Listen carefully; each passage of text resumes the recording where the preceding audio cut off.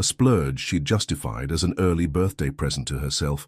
The soft fabric hugged her curves just right, complementing her deep brown skin and falling just above her knees. She'd let her box braids loose tonight, the long strands cascading down her back in a waterfall of intricate patterns. "Girl, if you don't get out of this bathroom right now," Jasmine Moore's voice carried through the door, followed by 3 sharp knocks. "These shoes were not made for standing around, and that dress was not made for hiding." Lena couldn't help but smile. Jazz had been trying to drag her out for months, insisting that 12-hour shifts at Atlanta Medical Center's private clinic shouldn't be her only connection to the outside world. Tonight, she'd finally given in. I'm coming!" Lena opened the door to find her best friend leaning against the wall, somehow managing to look both impatient and fabulous in a gold-sequined dress that caught every light in the hallway. "About time." Jazz linked their arms together. "Now remember what we agreed. No talking about work, no checking your phone for emergencies, and absolutely no running away before midnight. Tonight is about living a little." They made their way back to the main area of the upscale lounge. The space buzzed with energy, young professionals unwinding after a long week, the mix of conversation and music creating an intimate atmosphere. Jazz immediately steered them toward the bar, her golden braids swaying with each determined step. "2 Cosmos, please," Jazz announced to the bartender, ignoring Lena's protest. "And make them strong. My friend here needs to remember what fun feels like." "I have fun," Lena objected, settling onto a sleek bar stool. "Just because I don't go out every weekend. Honey, Netflix and prayer journal entries don't count as a social life." Jazz's brown eyes softened with affection. "You're 29, gorgeous, smart, and way too young to be acting like you're retired from life. When was the last time you just let yourself feel something unexpected?" Lena's gaze dropped to her hands. "You know why I'm careful, Jazz. I watched my mama raise me alone, working herself to exhaustion. Love isn't always enough. Your mama is also the one who told you not to let fear steal your joy." Jazz squeezed her hand. "I'm not saying go crazy, just be open to possibility, to magic, to taking someone's drink, apparently," Lena interrupted as a tall glass appeared in front of her. "Actually, these are from the gentleman at the end of the bar," the bartender said with a knowing smile. Both women turned to look. Lena's breath caught in her throat. He sat alone, quietly confident in a perfectly tailored navy blazer over a white Henley that highlighted his athletic build. His dark brown hair was styled with casual elegance, and his full beard was immaculately groomed. But it was his eyes that held her, a striking blue-gray that somehow managed to be both intense and gentle as they met hers. "Well, well," Jazz murmured. "Looks like possibility found you first." The stranger stood, making his way toward them with measured grace. Up close, Lena could see the subtle patterns in his blazer, smell a hint of sandalwood cologne, and notice the way his lips curved into a slight smile that seemed both nervous and sure. "I hope I'm not interrupting," he said, his voice deep and warm. "I'm Anthony Duval. I'm Jasmine, and this is my best friend Lena." Jazz jumped in before Lena could find her voice. "And you're not interrupting at all. In fact, I just remembered I need to make a very important phone call. Outside, for about 20 minutes. With a not-so-subtle wink at Lena, Jazz sashayed away, leaving them alone in the crowded bar. "Your friend is subtle," Anthony remarked, his eyes crinkling with amusement. "About as subtle as a marching band," Lena agreed, feeling her cheeks warm. "Thank you for the drinks. Thank you for accepting them." He gestured to the empty seat beside her. "May I?" Lena nodded, her heart picking up speed as he settled next to her. There was something about him, a quiet intensity, a gentle strength that made her feel both nervous and completely at ease. "So, Lena," he began, turning those remarkable eyes on her, "what brings you out tonight? Would you believe divine intervention via persistent best friend?" His laugh was unexpected and genuine. "Actually, yes. Sometimes we need someone to push us out of our comfort zones. And what about you? What brings a man in a blazer that probably costs more than my rent to this particular bar on this particular night? Would you believe fate?" His expression turned thoughtful. "I had a business dinner cancel, and instead of going back to my empty house, I decided to try something different. Sometimes life's best moments come from broken plans." There was something in the way he said it, a hint of old pain beneath the smooth exterior, that made Lena lean in slightly. "Sounds like there's a story there." "Several," he admitted, "but none worth telling on a beautiful night like this." His gaze traveled over her face with careful appreciation. "I'd much rather hear about you. What do you do when you're not being dragged out by well-meaning friends?" I'm a nurse at Atlanta Medical Center's private clinic, Lena said, feeling a familiar pride. Pediatric unit. A healer of tiny humans. Anthony's smile widened. That explains it. Explains what? The light in your eyes when you said it. The kind of warmth that comes from doing something that matters. Lena felt her breath catch. Most men she met either glazed over when she mentioned her work or immediately launched into stories about their own medical adventures. But Anthony's observation was different. He'd seen past the job title to the heart of why she loved it. What about you? She asked, genuinely curious. What drives your passion? I own a small chain of physical therapy clinics, he said, helping people rebuild, recover, find their strength again. It's not saving lives like you do, but, hey, no, Lena interrupted softly. Healing is healing. Sometimes the strongest thing someone can do is learn to walk again, to trust their body again. That matters. Something shifted in Anthony's expression, a vulnerability that flickered across his features before being carefully tucked away. The air between them seemed to thicken with unspoken recognition. Would you like to dance? He asked suddenly, standing and offering his hand. The lounge's house band had shifted to a slow, soulful cover of At Last. Lena hesitated for just a moment before placing her hand in his. His palm was warm and slightly calloused, steady as he led her to the dance floor. When he pulled her close, one hand resting respectfully at her waist, the other holding hers against his chest, she could feel his heartbeat, strong and just a little fast. I should warn you, she murmured as they began to sway. I'm not very good at this. At dancing? His breath brushed her temple. Or at letting go? Both, she admitted. Then we'll take it slow. His hold tightened fractionally. Sometimes, the best things in life aren't rushed. As they moved together, Lena felt something inside her chest expand and soften. Maybe it was the way he held her, like she was precious but not fragile. Maybe it was the gentle strength in his frame, or the way his eyes never left her face. Or maybe it was simply time for her heart to remember that it was made for more than just working and waiting. The song ended, but they didn't pull apart immediately. In that suspended moment, with the lights low and his arms around her, Lena felt the walls she'd built around her heart begin to crack. Would you like to get some air? Anthony asked softly. There's a rooftop garden upstairs. She knew what he was really asking. Knew that saying yes meant opening a door that couldn't be easily closed. Her mother's voice echoed in her mind. Baby, being careful with your heart doesn't mean keeping it locked away. Yes, she whispered, surprising herself with how much she meant it.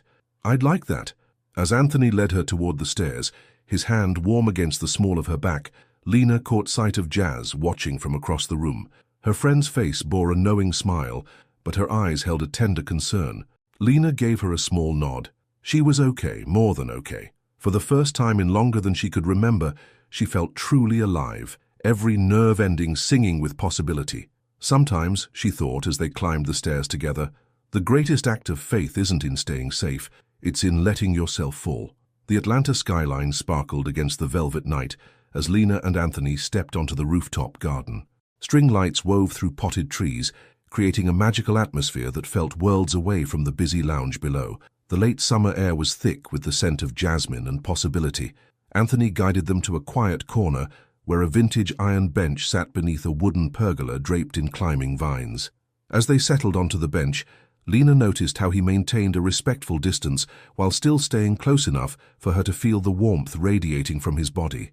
Beautiful view, she said, taking in the city lights. It is. But when she turned, she found him looking at her instead of the skyline. The soft lighting caught the silver threads in his blue-gray eyes, making them shimmer with an intensity that sent a shiver down her spine. You're going to make me blush if you keep looking at me like that, Lena murmured, smoothing her dress over her knees. Like what? Like you're trying to memorize me.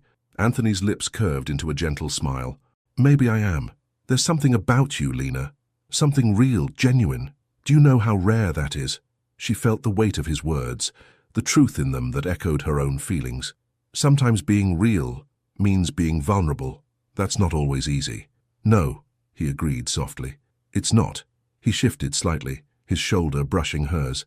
Tell me something real about yourself, something you don't tell everyone. Lena considered for a moment, then decided to trust the feeling in her heart. When I was little, my mama used to work night shifts at the hospital. She'd come home exhausted, but she'd always take time to sit with me at breakfast. She'd put on this old Etta James record and dance with me in the kitchen, still in her scrubs. She smiled at the memory. That's why I became a nurse, not just to help people, but because I saw how much love could exist in the hardest moments.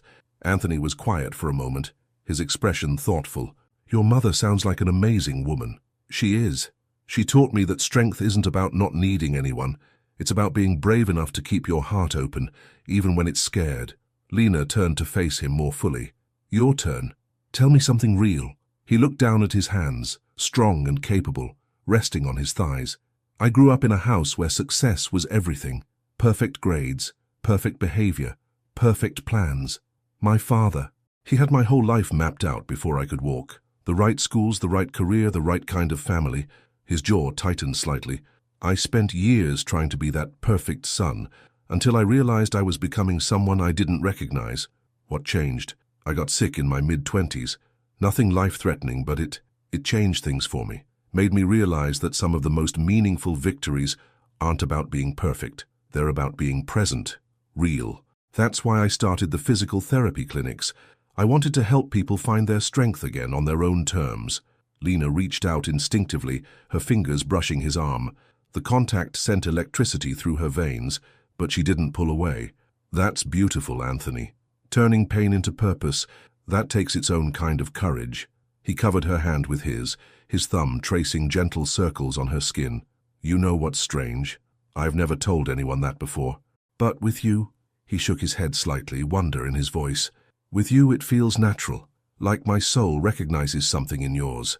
The air between them grew thick with unspoken possibility.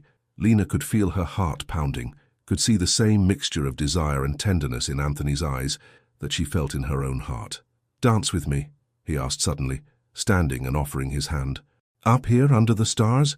There's no music, she pointed out, even as she placed her hand in his. Listen closer. He pulled her gently to her feet and into his arms.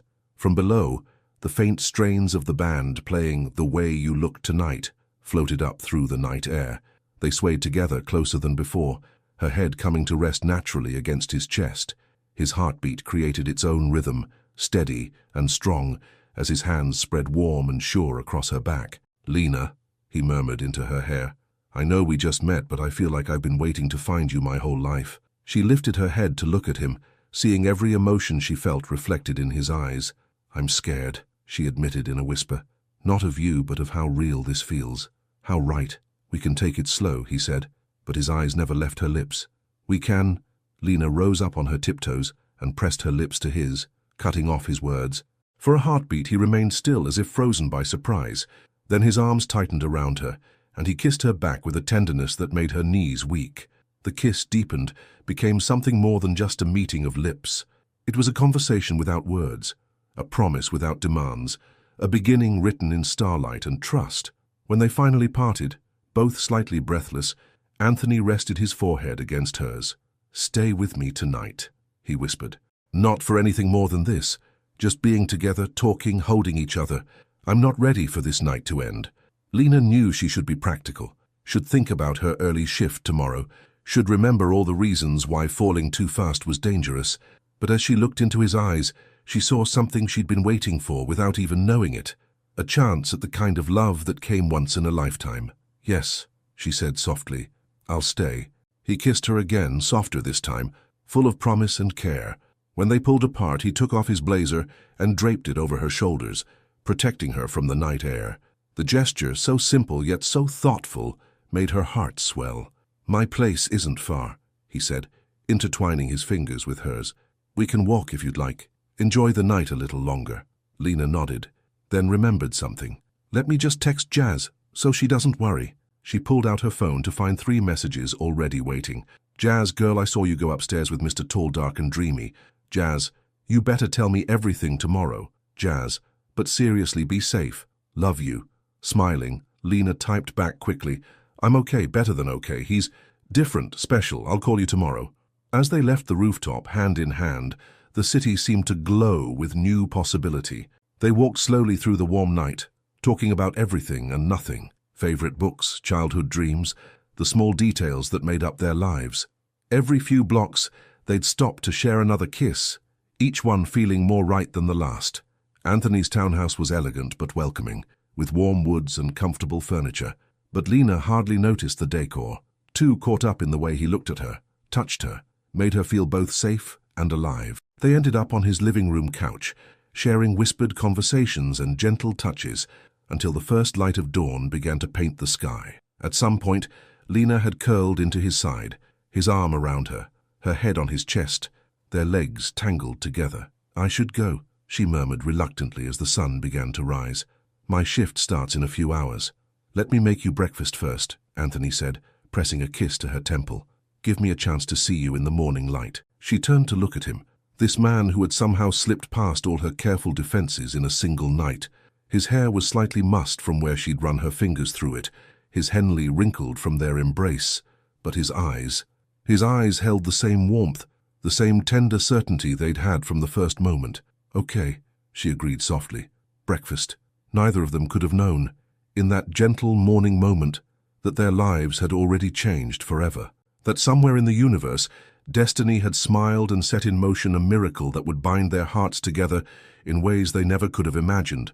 But perhaps, deep down, they felt it, in the way their souls seemed to recognize each other, in the perfect rightness of their connection, in the way the world seemed to hold its breath around them. Sometimes, after all, the greatest love stories start with a single night of courage, when two hearts decide to trust in the magic of beginning. 6 weeks had passed since that magical night, and Lena sat on the edge of her bathtub, staring at the third pregnancy test she'd taken that morning. Like the others, 2 clear lines appeared, unmistakable and life-changing. Her hands trembled as she reached for her phone, dialing the one person she knew would understand. "Jazz, I need you." 20 minutes later, Jasmine burst through her apartment door, still wearing her workout clothes, carrying a paper bag from the pharmacy. "I got 3 more tests, different brands, and—" She stopped short, seeing Lena's face. "You already know, don't you?" Lena nodded, tears welling in her eyes. "I'm pregnant, Jazz." "Oh, honey." Jazz dropped the bag and wrapped her arms around her best friend. "Have you told him?" "I haven't seen Anthony since that night," Lena whispered into Jazz's shoulder. "He had to fly to Seattle the next day for some emergency with his West Coast clinics. We texted for a while, but—" She pulled back, wiping her eyes. "It felt like a dream, you know? Too perfect to be real. And then work got crazy, and he was dealing with his business, and you both let it fade," Jazz finished softly, understanding in her eyes. "But now I'm carrying his child." Lena pressed a hand to her still flat stomach. "What am I going to do?" "First," Jazz said firmly, "we're going to get you to a doctor. Then we'll figure out the rest. Together." 2 hours later, Lena lay on an examination table at Atlanta Women's Medical Center, staring at an ultrasound screen as Dr. Amelia Foster moved the wand across her abdomen. The doctor's expression changed suddenly, her eyebrows rising. "Well," Dr. Foster said, adjusting the screen, "this explains your elevated hormone levels." "What is it?" Lena asked, her nurse's training making her heart race with possibilities. "Is something wrong?" "Nothing's wrong," the doctor smiled, "but I'm seeing 3 distinct heartbeats. You're carrying triplets." The room seemed to spin. Jazz's hand tightened around hers as Lena struggled to process the words. "3?" she whispered. "3 healthy fetuses, approximately 6 weeks along." Dr. Foster pointed to the screen. "Here, here, and here, each with a strong heartbeat." Lena stared at the 3 tiny fluttering points of light on the screen, each one a miracle she hadn't known to pray for. Tears rolled down her cheeks as the reality settled over her. She wasn't just pregnant. She was carrying 3 precious lives. "I'll give you a moment," Dr. Foster said kindly, handing Lena some tissues. "Take your time. This is big news." After the doctor left, Jazz pulled her chair closer. "Talk to me, Elle. What's going through that beautiful head of yours?" "I'm terrified," Lena admitted, "and amazed, and overwhelmed, and—" A small laugh bubbled up through her tears. "And somehow, underneath all of that, I'm happy. Is that crazy?" "No, baby girl. That's faith." Jazz squeezed her hand. "But you know what comes next, right?" Lena nodded, her hand resting protectively over her stomach. "I have to tell Anthony. Do you want me to help you find him?" "I know people who—" "I have his number," Lena interrupted. I need to do this right. These babies deserve more than a phone call or text." Back at home that evening, Lena sat in her favorite reading chair, a cup of ginger tea growing cold beside her as she scrolled through her phone. There were dozens of messages between her and Anthony from those first couple of weeks. Sweet good morning texts, funny observations about their days, deeper conversations about hopes and dreams.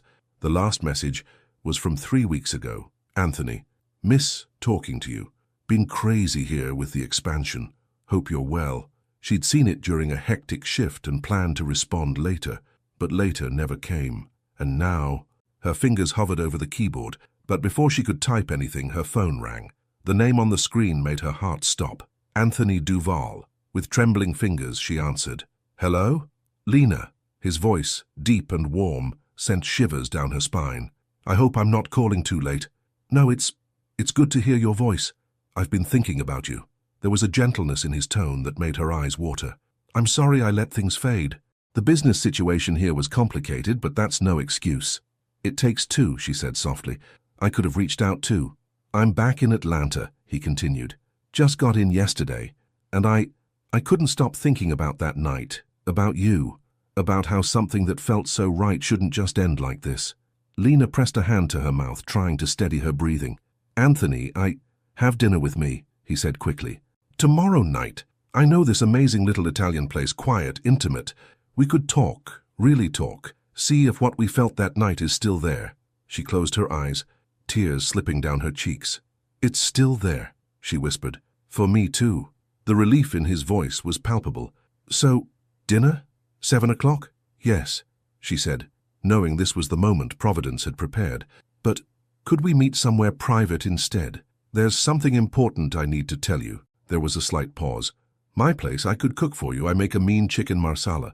That would be perfect. After they hung up, Lena sat in the growing darkness of her apartment, one hand resting on her stomach, where 3 tiny hearts beat beneath her own. It's going to be okay, she whispered, to herself and to her babies. Your daddy, he has the kindest heart, the gentlest soul, and no matter what happens tomorrow, you are already so loved. Her phone buzzed with a text from Jazz. You okay, Mama? Need me to come over? I'm okay, she typed back. Meeting Anthony tomorrow night. Going to tell him everything. Jazz's response was immediate. Want me to be on standby? I can be there in 10 minutes if you need me. Lena smiled through her tears at her friend's unwavering support. I'll be fine. But pray for us, for all of us. Already am, honey. Already am. That night, as Lena lay in bed, her hands cradled protectively around her still flat stomach, she thought about her own mother, how she'd faced pregnancy alone, how she'd built a life of love and dignity through sheer determination. I know you did it alone, Mama, she whispered into the darkness, and you did it beautifully. But I think maybe God has a different plan for me, for us. She fell asleep dreaming of blue-gray eyes filled with love, of tiny hands and precious heartbeats, of a future that terrified and thrilled her in equal measure. Tomorrow would change everything, but then again, everything had already changed that magical night 6 weeks ago. Sometimes the biggest leaps of faith come disguised as simple choices, and sometimes, she thought, as sleep finally claimed her, the scariest moments lead to the most beautiful beginnings. The aroma of garlic and herbs filled Anthony's modern townhouse as Lena stood at his door, her heart thundering in her chest. She'd changed outfits 5 times before settling on a flowing royal blue dress that skimmed her curves while hiding her still flat stomach. Her box braids were swept into an elegant updo, and she wore the simple pearl earrings her mother had given her for graduation, a touchstone of strength for this moment. Anthony opened the door and the sight of him stole her breath. He wore dark jeans and a charcoal grey sweater that brought out the silver in his eyes. His face lit up when he saw her, that same warmth she remembered flooding his features. Lena, he breathed, as if her name was a prayer. You look beautiful. So do you, she said softly, meaning more than just his appearance.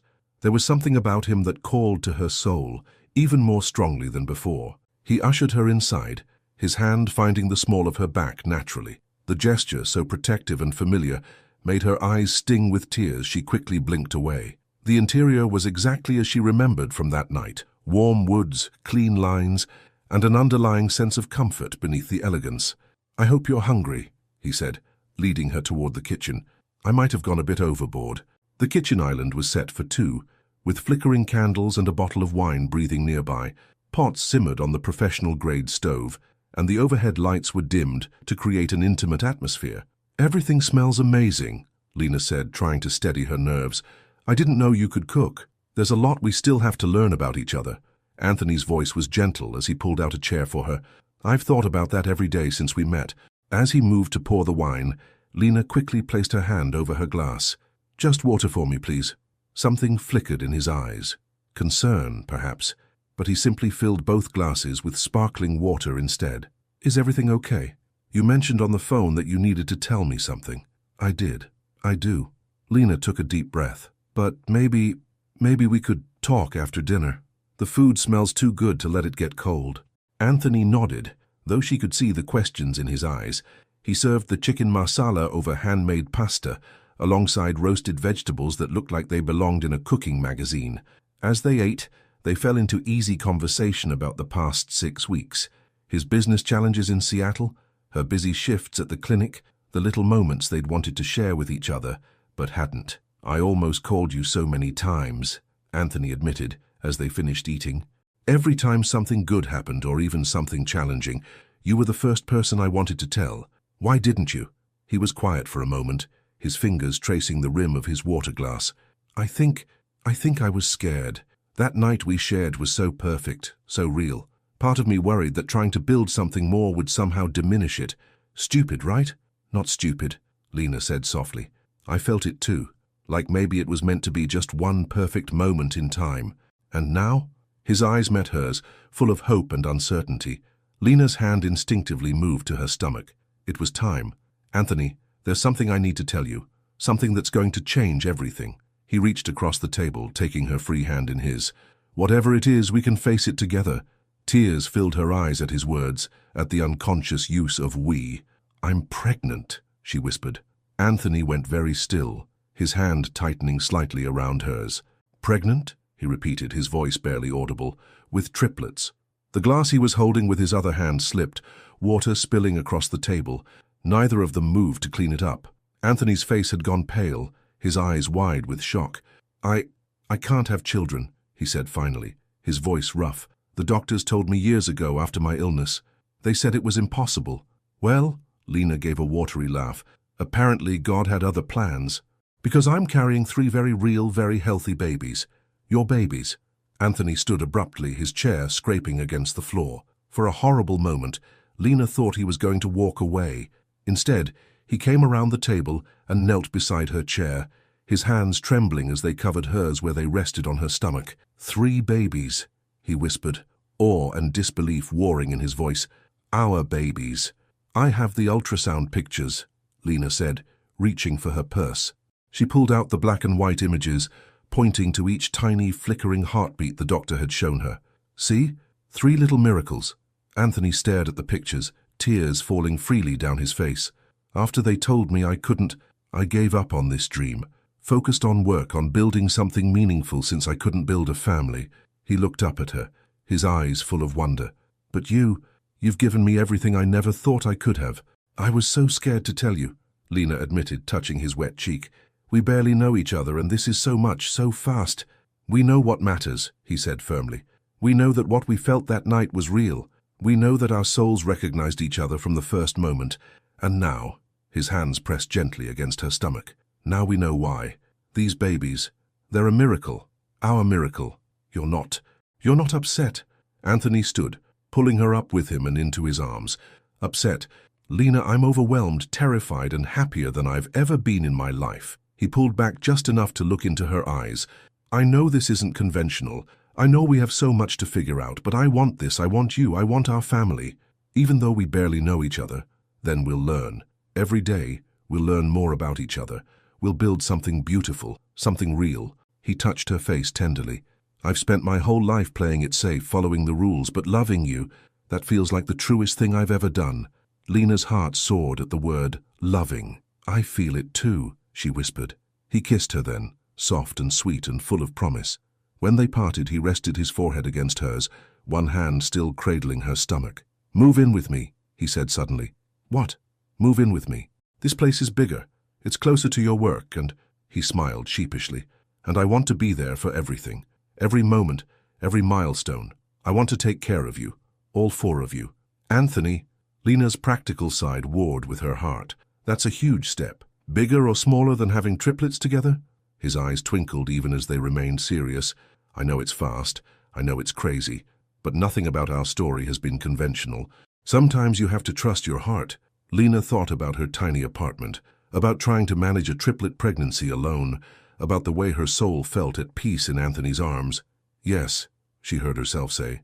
Yes, I'll move in with you. His smile could have lit up the whole city. He picked her up and spun her around carefully, both of them laughing through their tears. When he set her down, his expression turned tender. I love you, Lena Carter. I think I've loved you since that first dance. I love you too, she whispered, the words feeling as natural as breathing. All of this. It's scary and wonderful and completely crazy. And perfectly right, he finished, pulling her close again. We're going to have a beautiful life together. You, me, and our three little miracles. As they stood in his kitchen, soon to be their kitchen, holding each other and dreaming of the future, Lena sent up a silent prayer of gratitude. Sometimes the biggest blessings came in the most unexpected packages, and sometimes the craziest leaps of faith led to the most perfect landings. 2 weeks after Lena moved in with Anthony, they sat in her mother's cozy living room in the modest but well-kept house where Lena had grown up.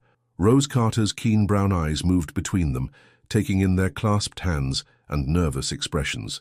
The sound of gospel music played softly from the old record player in the corner, the same one that had provided the soundtrack to countless mother-daughter dance sessions in the kitchen. "Mama," Lena began, squeezing Anthony's hand for strength. "We have something to tell you." Rose set down her Sunday afternoon tea, her nurse's intuition already picking up the signs. "I'm listening, baby. I'm pregnant," Lena said softly. "With triplets." The silence that followed was heavy with unspoken thoughts. Rose's gaze shifted to Anthony, studying him with the kind of penetrating look that only mothers could master. "And you are?" Her voice was calm, but carried an edge of protective concern. "Anthony Duval, ma'am." He met her gaze steadily. "I own a chain of physical therapy clinics, and I didn't ask what you own," Rose interrupted gently. "I asked who you are. Who are you to my daughter? To my grandchildren?" Anthony straightened, still holding Lena's hand. "I'm the man who fell in love with your daughter the moment I met her. The man who thought he could never have children, but who's been blessed with 3 miracles. The man who wants to build a family and a life with Lena. If you'll give us your blessing." Rose's expression softened slightly. "Love at first sight. That's a pretty story." "No, Mama," Lena interjected. "It's a true story. I know it's fast, I know it's not conventional, but, baby girl, when have our lives ever been conventional?" Rose stood, moving to sit beside her daughter. "I raised you alone, working double shifts, dancing in the kitchen to keep your spirits up when times were hard. We made our own way, our own kind of family." She took Lena's free hand. "The question isn't whether it's conventional. The question is whether it's real." "It's real, Mama," Lena whispered, tears filling her eyes. "What I feel for Anthony, what we're building together, it's the most real thing I've ever known." Rose turned to Anthony. "You understand what you're taking on? Triplets aren't just 3 times the joy. They're 3 times the work, the worry, the responsibility." "Yes, ma'am. And I plan to be there for every moment." He paused, choosing his words carefully. "My own parents, they valued perfection over happiness, achievement over love. I want something different for our children. I want them to grow up in a home filled with the kind of love and music and dancing that Lena talks about from her childhood." A smile finally broke across Rose's face. "Well, you certainly know the right things to say." She stood, pulling Lena up with her. "Show me how far along you are, baby." Lena smoothed her dress over her small bump, which was just beginning to show. Rose placed her hands on her daughter's stomach, her nurse's training and mother's intuition working together.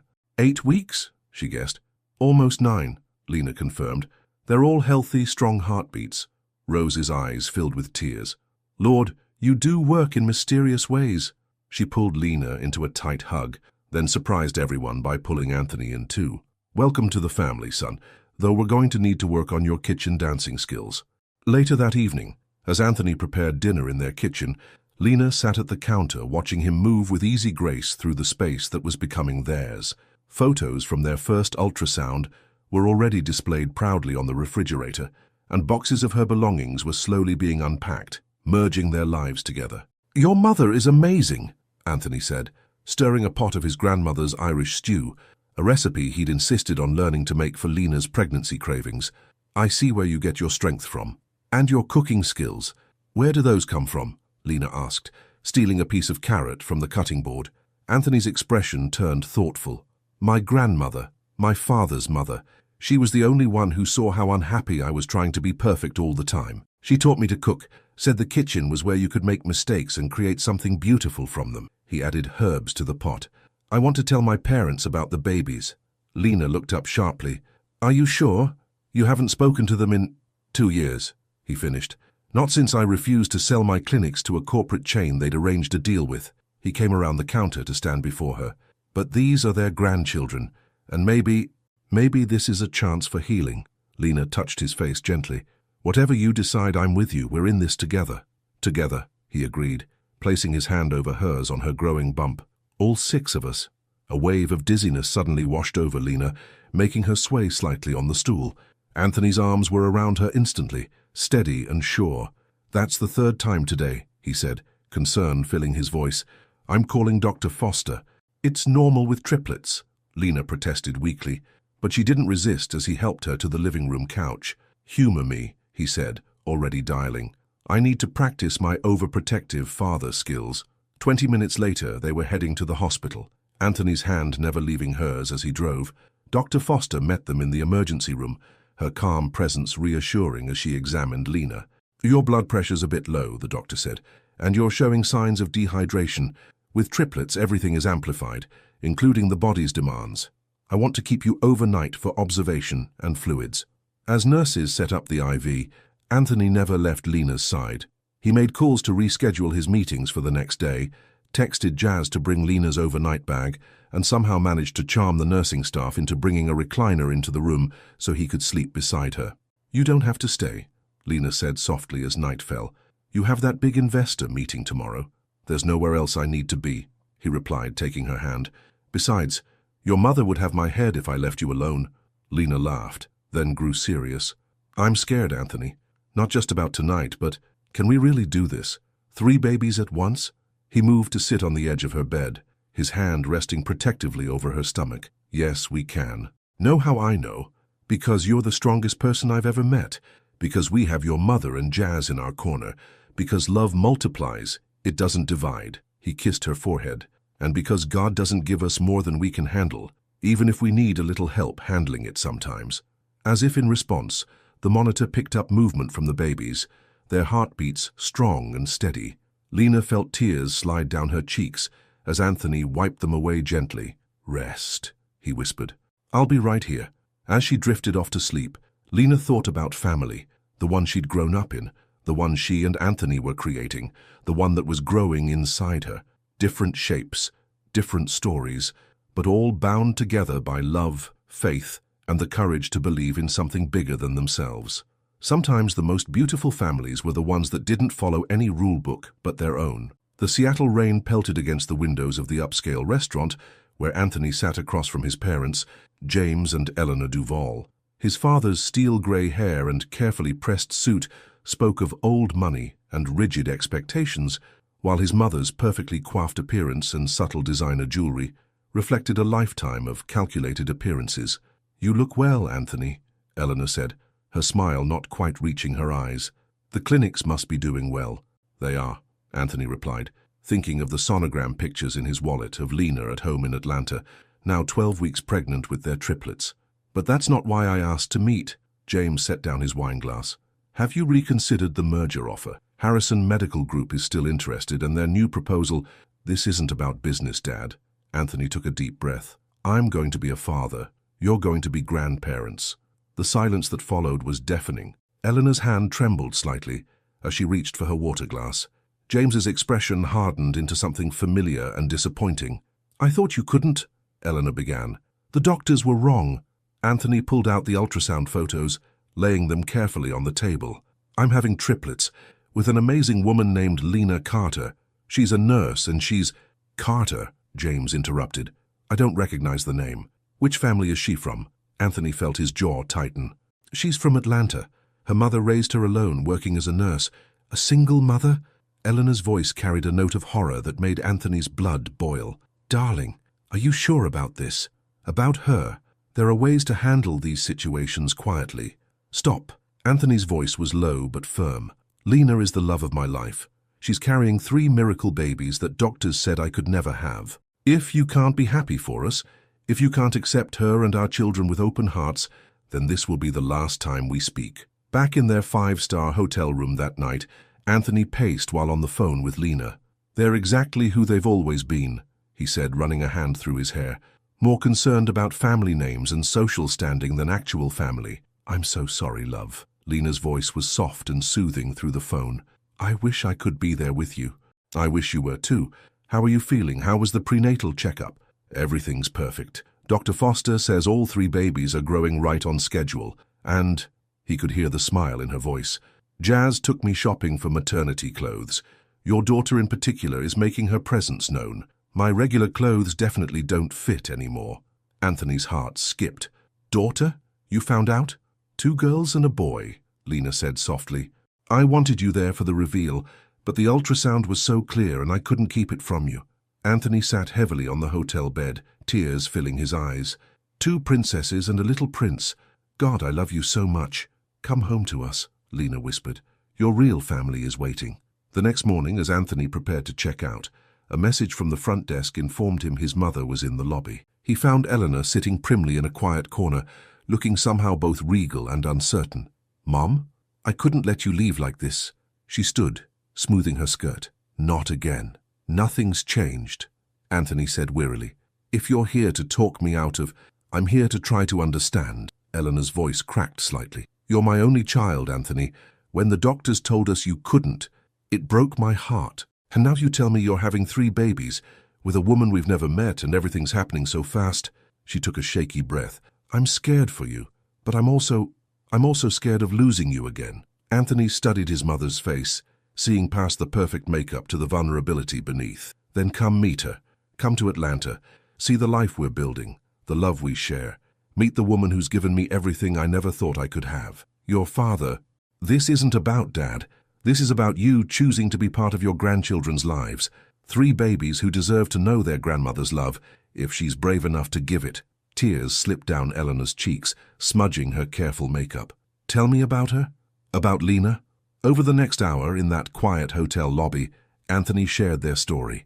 He told his mother about the night they met, about Lena's strength and grace, about her generous heart and unwavering faith. He showed her more ultrasound pictures, pointing out the clear profiles of each baby. "She sounds remarkable," Eleanor said finally, touching the pictures gently. "Different from what I expected, but remarkable. She is, and she's giving me the kind of family I've always dreamed of, one built on love and acceptance, not expectations and appearances." Eleanor was quiet for a long moment. "I'd like to come to Atlanta, to meet her. If she'd be willing to meet me, she would. She believes in healing, in second chances." Anthony squeezed his mother's hand. "Next weekend?" Back in Atlanta that evening, Anthony walked into their townhouse to find Lena asleep on the living room couch, one hand resting on her growing bump, surrounded by baby name books and nursery color swatches.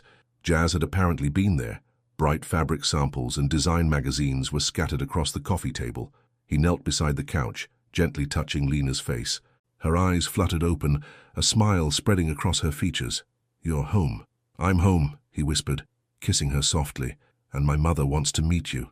Lena sat up carefully, fully awake now. "Really? What changed?" "She did. A little. Enough to try." He placed his hand over hers on her stomach. "Enough to want to know her grandchildren. And your father." Anthony shook his head. "Some bridges take longer to build. Some might never be rebuilt. But right now," he smiled, feeling one of the babies kick against his palm. "Right now I have everything I need right here." Lena pulled him close, understanding in her eyes. "Tell me about the 2 little girls and 1 little boy we're going to meet in a few months. I've been looking at names." As they sat together on the couch, dreaming about their future and sharing hopes for their children, Anthony felt a peace he'd never known in his parents' perfectly ordered world. Here, with Lena's head on his shoulder and their babies growing strong beneath their joined hands, he was finally, truly home. Sometimes the family you build yourself, he thought, holding Lena close, is more precious than the one you're born into. And sometimes the greatest act of love is choosing to be better than what came before. The autumn Atlanta sun streamed through the windows of Rose Carter's kitchen as 3 generations of women gathered around her worn but well-loved table. Eleanor Duval sat primly in her designer outfit, looking slightly out of place among the cheerful yellow walls and handmade quilts, while Rose poured sweet tea into mismatched glasses that told stories of years of family gatherings. Lena, now showing prominently at 14 weeks with triplets, watched as her mother set a plate of fresh-baked cornbread on the table. The scene felt surreal, her future mother-in-law's perfectly manicured hands next to her own mother's strong, caring ones that bore the gentle marks of years of nursing. "Mrs. Duval," Rose began, settling into her chair. "Eleanor, please," Anthony's mother interrupted softly, making an visible effort to relax her rigid posture. "Eleanor," Rose nodded, "tell me about your son when he was little. What kind of child was Anthony?" The question seemed to catch Eleanor off guard. She looked down at her tea, then back up with a hint of a genuine smile. "He was sensitive, always trying so hard to be perfect, to meet every expectation. But sometimes, when he thought no one was watching, I'd catch him dancing in his room or making up stories for his stuffed animals." Her voice carried a trace of regret. "I should have protected that part of him more." Lena felt tears prick her eyes. Damn pregnancy hormones. As she imagined little Anthony trying so hard to be what everyone wanted, she rested her hand on her growing bump, feeling one of the babies move. "It's not too late," Rose said gently. "These babies, they're a new beginning, a chance to do things differently." Eleanor's perfectly composed facade cracked slightly. I don't know how to be a grandmother. In our social circle, grandmothers are just ornamental. They appear at appropriate occasions and send expensive gifts." "Well," Rose smiled, reaching across the table to cover Eleanor's hand with her own, "lucky for you, you've got me to show you a different way. These babies don't need expensive gifts. They need love, laughter, and someone to spoil them with secret cookies when their parents aren't looking." A tear slipped down Eleanor's cheek. "James, my husband, he won't understand. This isn't the future he planned for Anthony." "Plans?" Rose's laugh was warm and knowing. "Honey, I plan to be married forever, not raising a daughter alone." Lena planned to take things slow with a nice boy from church, not fall in love at first sight and end up pregnant with triplets. God laughs at our plans. He gives us what we need instead of what we think we want. Later that afternoon, Eleanor joined Lena and Anthony as they worked on the nursery. She stood in the doorway of the large room, watching as Anthony carefully painted one wall in a soft sage green that would work for both their daughters and son. "This room," Eleanor began hesitantly, "it needs something. May I help?" Lena exchanged a glance with Anthony, seeing the hope in his eyes. "We'd love that," she said warmly. Over the next few hours, something shifted. Eleanor rolled up her designer sleeves, helping to arrange furniture and offering suggestions about storage solutions for multiple babies. When Jazz arrived with takeout dinner, she found them all sitting on the floor, surrounded by paint swatches and baby catalogues. "Well, well," Jazz grinned, setting down the bags of food. "Look who's getting into grandma mode." Eleanor blushed but didn't deny it. "I was thinking, perhaps a mural, something whimsical but elegant. I used to paint before." She trailed off, but Anthony's head snapped up. "You did? I never knew that." "There's a lot we never shared," Eleanor admitted quietly. "I'd like to change that, if you'll let me." The moment was interrupted by Lena suddenly grabbing Anthony's hand, pressing it to her bump. "Quick, feel this, they're all moving at once." Everyone gathered around, hands reaching out to feel the miraculous movement. Eleanor's eyes widened as she felt her grandchildren kick. "Oh," she breathed, all pretense of sophistication forgotten. "Oh, they're so strong, just like their mama," Anthony said proudly, kissing Lena's temple. "And their daddy," Lena added, seeing the emotion in his eyes.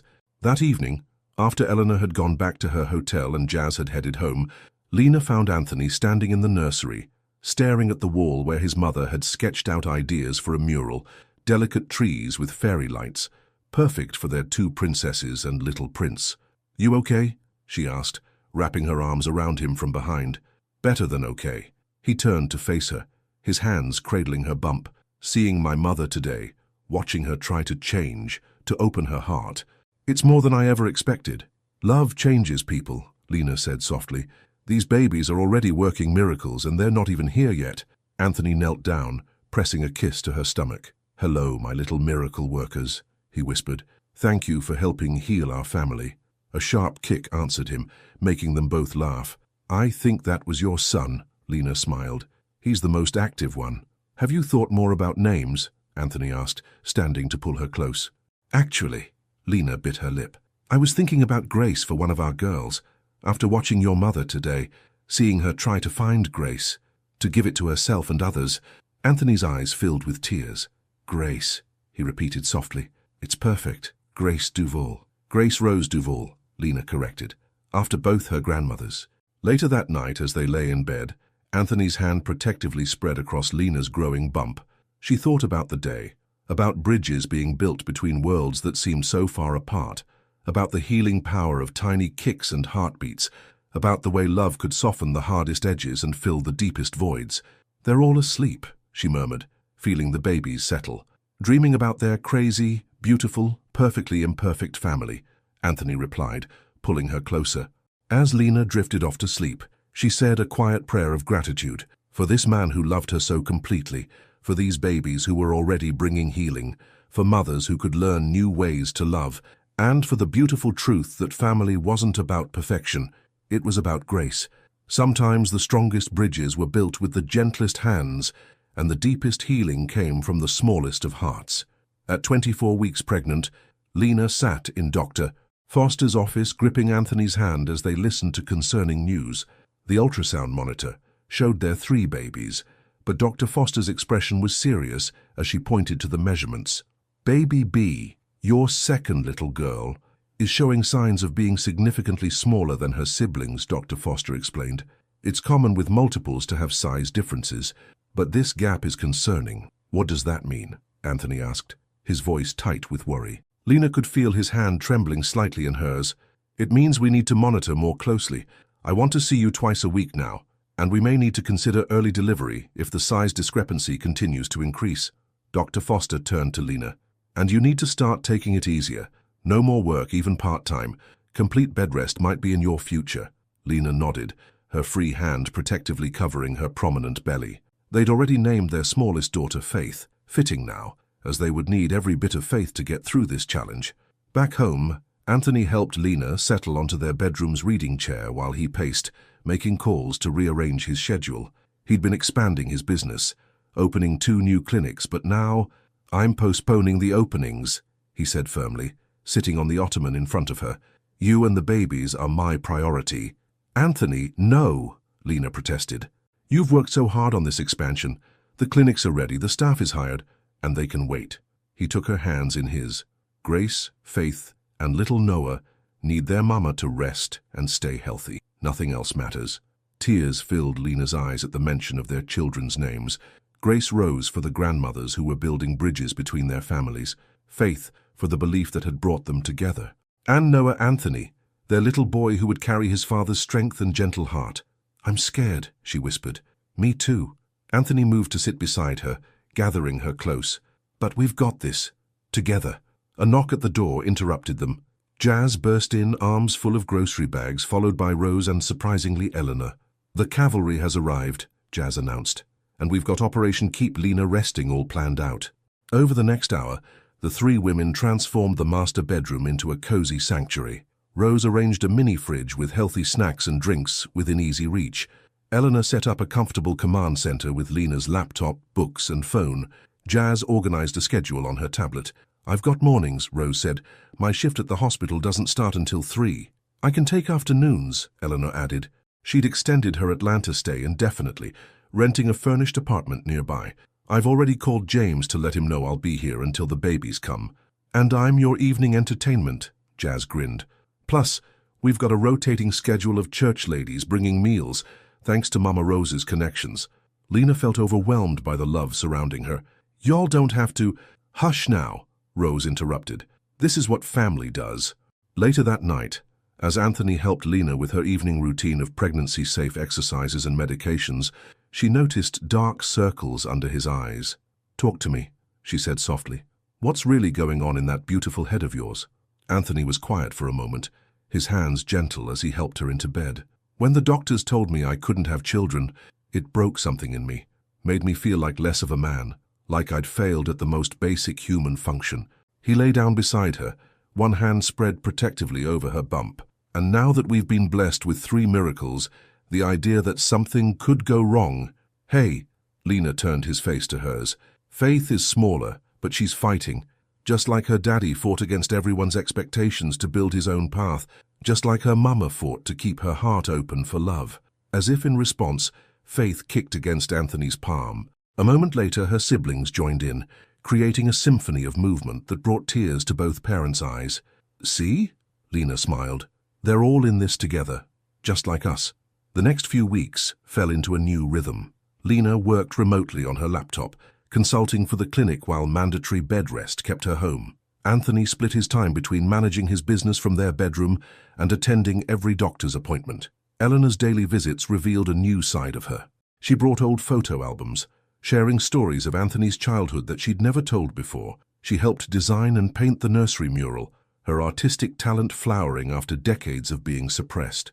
Rose filled the house with warmth and wisdom, sharing stories of raising Lena alone while sneaking extra pillows behind her daughter's back. Her strength and faith became a foundation they all leaned on. Jazz kept everyone's spirits up, organizing virtual baby showers and documenting every moment of the pregnancy for the baby's memory books. She had a special way of making even bed rest feel like an adventure. At 28 weeks, during a routine checkup, Dr. Foster's face broke into a broad smile as she studied the ultrasound. "Faith's had a growth spurt," she announced. "She's still smaller than her siblings, but she's closing the gap. Whatever you're doing, keep it up." That evening, they celebrated with a small dinner in Lena's bedroom. The whole family crowded around her bed, sharing hope and joy. "I've been thinking," Eleanor said suddenly, setting down her plate. "The guest house at our Seattle estate. I want to renovate it. Make it a place where you all can visit, where the children can spend summers with their grandparents." She glanced nervously at her son. If you'd want that." Anthony reached for his mother's hand. "Dad, he's coming around, slowly. But seeing how happy you are, seeing the man and father you're becoming," Eleanor's eyes filled with tears. "He's asking questions, looking at the ultrasound pictures I send. It's a start." As Lena watched Anthony embrace his mother, she felt a different kind of movement in her belly. Not kicks, but a gentle rolling, as if her babies were dancing. She thought about family, about how it could stretch and grow, about how love could heal old wounds and create new bonds. "So you know what this means?" Jazz grinned, breaking the emotional moment. "We need to start planning a nursery in Seattle too." Everyone laughed, and as Lena leaned back against her pillows, surrounded by the family she'd helped build, she sent up a silent prayer of gratitude for Faith's growing strength, for Grace's steady presence, for Noah's playful energy, for Anthony's love, for their mother's wisdom, for Jazz's joy. Sometimes the greatest challenges brought the most beautiful rewards. And sometimes the smallest fighter could teach the biggest lessons about faith, family, and the power of never giving up. At 32 weeks, the peaceful morning at Lena and Anthony's townhouse was interrupted by an unexpected visitor. James Duval stood at their door, his usual commanding presence somehow diminished by uncertainty. Anthony froze at the sight of his father, instinctively moving closer to Lena, who was resting on their living room couch. "Dad?" Anthony's voice carried a mix of surprise and wariness. "What are you doing here?" James cleared his throat, his eyes moving to Lena's prominent belly. "Your mother. She's been sending me pictures, videos. She told me about Faith's struggle, about how she's growing stronger." He shifted uncomfortably. I thought I should meet the mother of my grandchildren before they arrive." Lena felt Anthony tense beside her, but she reached for his hand, squeezing gently. "Please come in, Mr. Duval," she said softly. As James stepped into their home, his eyes took in the changes Eleanor had helped create. The elegant nursery mural visible through the open door, the framed ultrasound photos, the basket of baby books, and name meanings research scattered on the coffee table. "You've done well, son," James said quietly, surprising them both. "This home, it has warmth, life."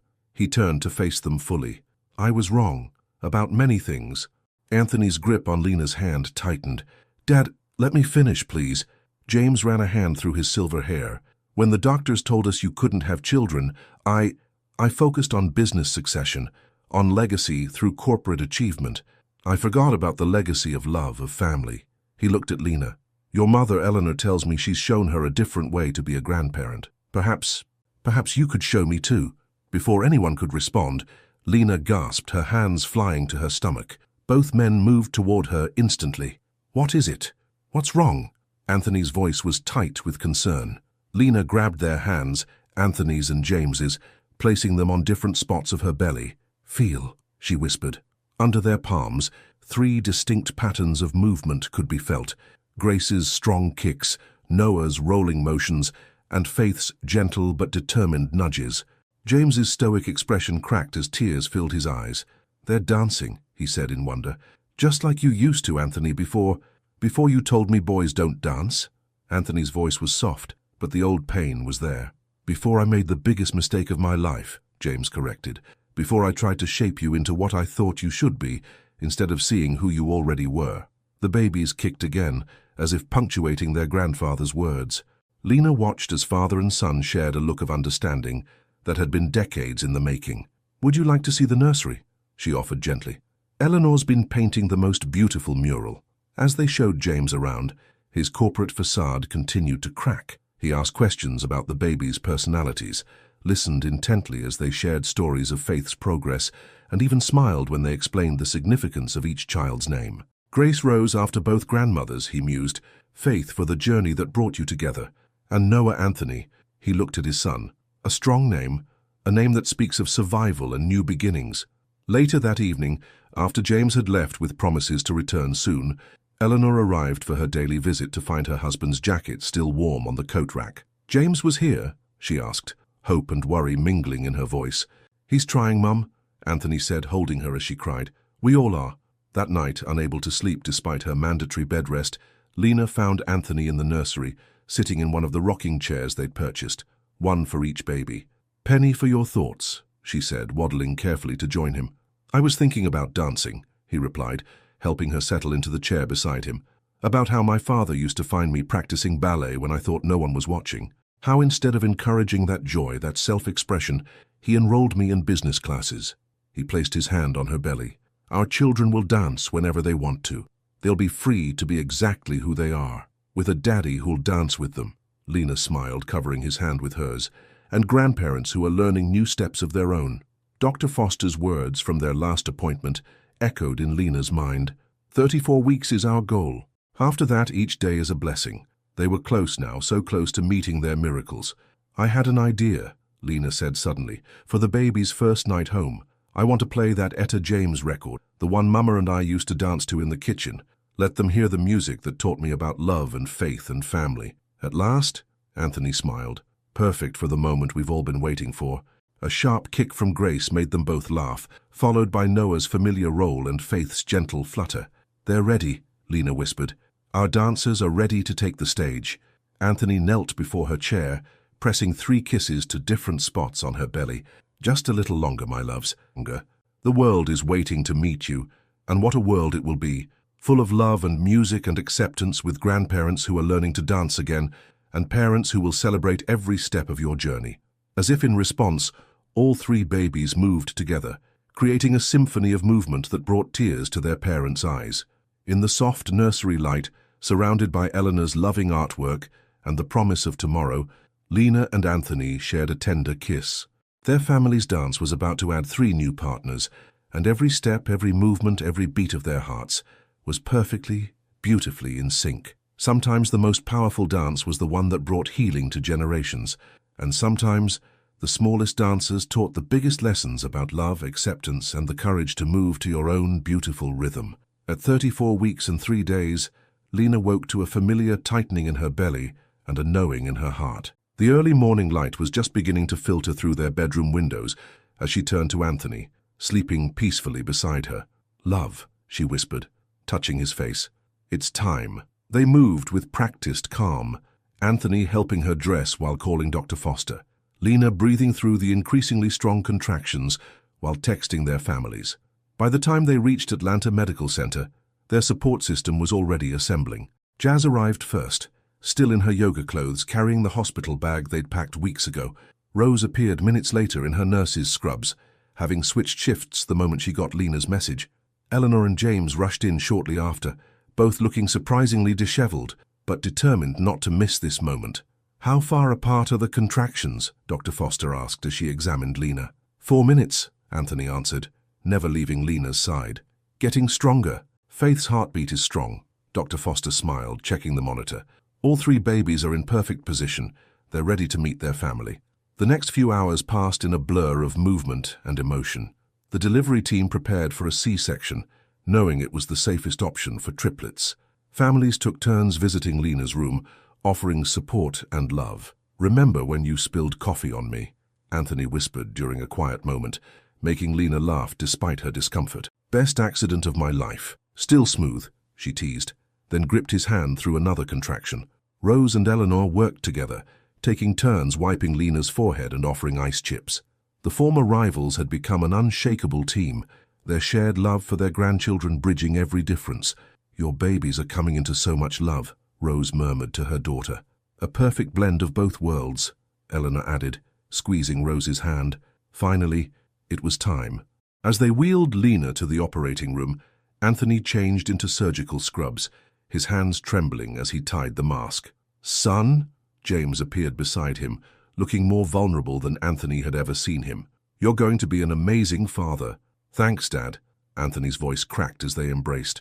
In the operating room, everything moved with precise efficiency.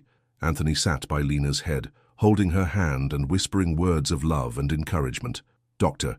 Foster's calm voice guided them through each moment. At 2:17 p.m., Grace Rose Duval entered the world with a strong cry that filled the room with joy. 1 minute later, Noah Anthony Duval joined his sister, his wails equally robust.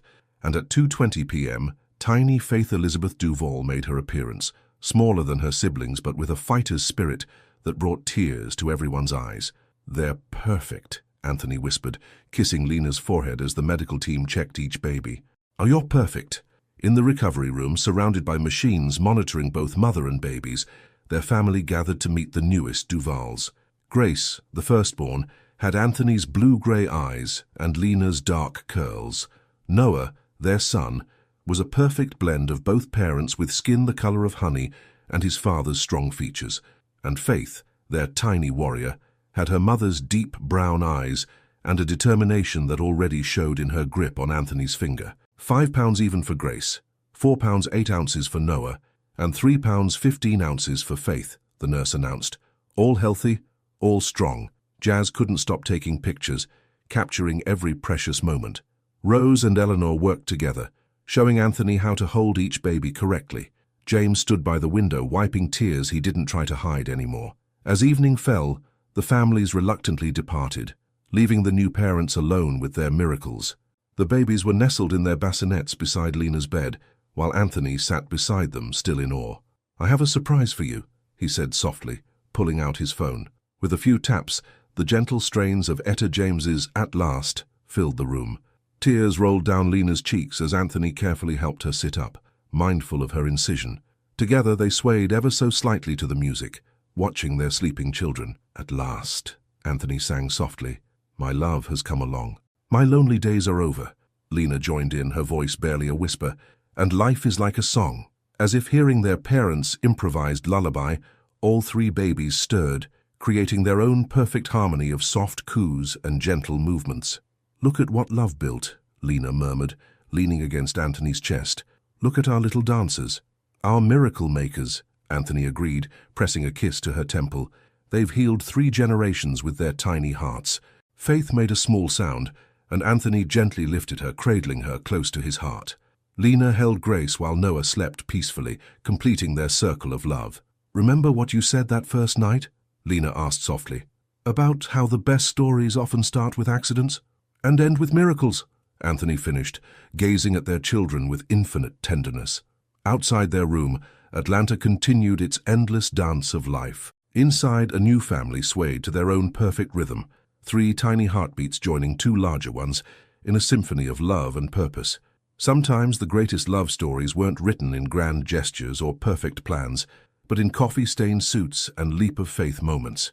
Sometimes miracles came in 3s, teaching lessons about strength and healing and the power of believing. And sometimes when God smiled down on 2 hearts brave enough to trust in love, he blessed them with not just one perfect moment, but a lifetime of dances yet to come.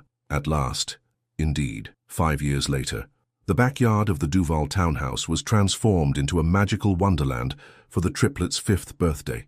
Twinkling lights wrapped around trees, colorful balloons danced in the gentle Atlanta breeze, and the sound of children's laughter filled the air. Grace twirled in her purple princess dress, her dark curls bouncing as she showed off her latest ballet moves, to an admiring audience of grandparents. At 5, she was already a natural performer, combining her father's grace with her mother's confidence. Noah, wearing a bow tie that matched his father's, carefully helped his great-grandma Rose arrange cupcakes on a tiered stand. He had inherited Anthony's methodical nature, but possessed Lena's nurturing heart, always looking out for others. And Faith, their mighty warrior, darted between guests with boundless energy. Though still slightly smaller than her siblings, she made up for it with determination and spirit. She wore a dress that Eleanor had hand-painted with butterflies, symbols of transformation and hope. "Can you believe it's been 5 years?" Jazz marveled, adjusting her maid-of-honor dress. The party was doing double duty, celebrating both the triplets' birthday and Lena and Anthony's wedding anniversary. "Sometimes it feels like yesterday," Lena replied, watching as Anthony swept Faith up into an impromptu dance. "Other times, it feels like we've been dancing forever." The past 5 years had brought more blessings than challenges. Anthony's clinics had expanded successfully, now including a specialized pediatric rehabilitation wing named after Faith. Lena had returned to nursing part-time, focusing on helping other mothers of multiples navigate their journeys.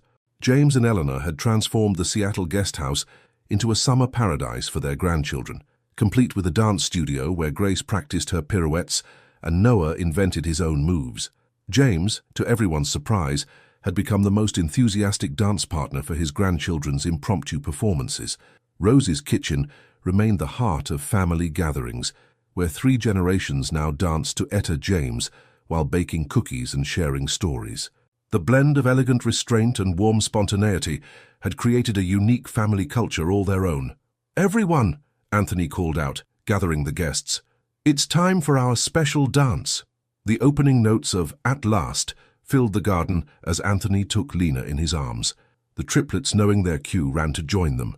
Grace took Noah's hand while Faith twirled between them, creating their own version of a family waltz.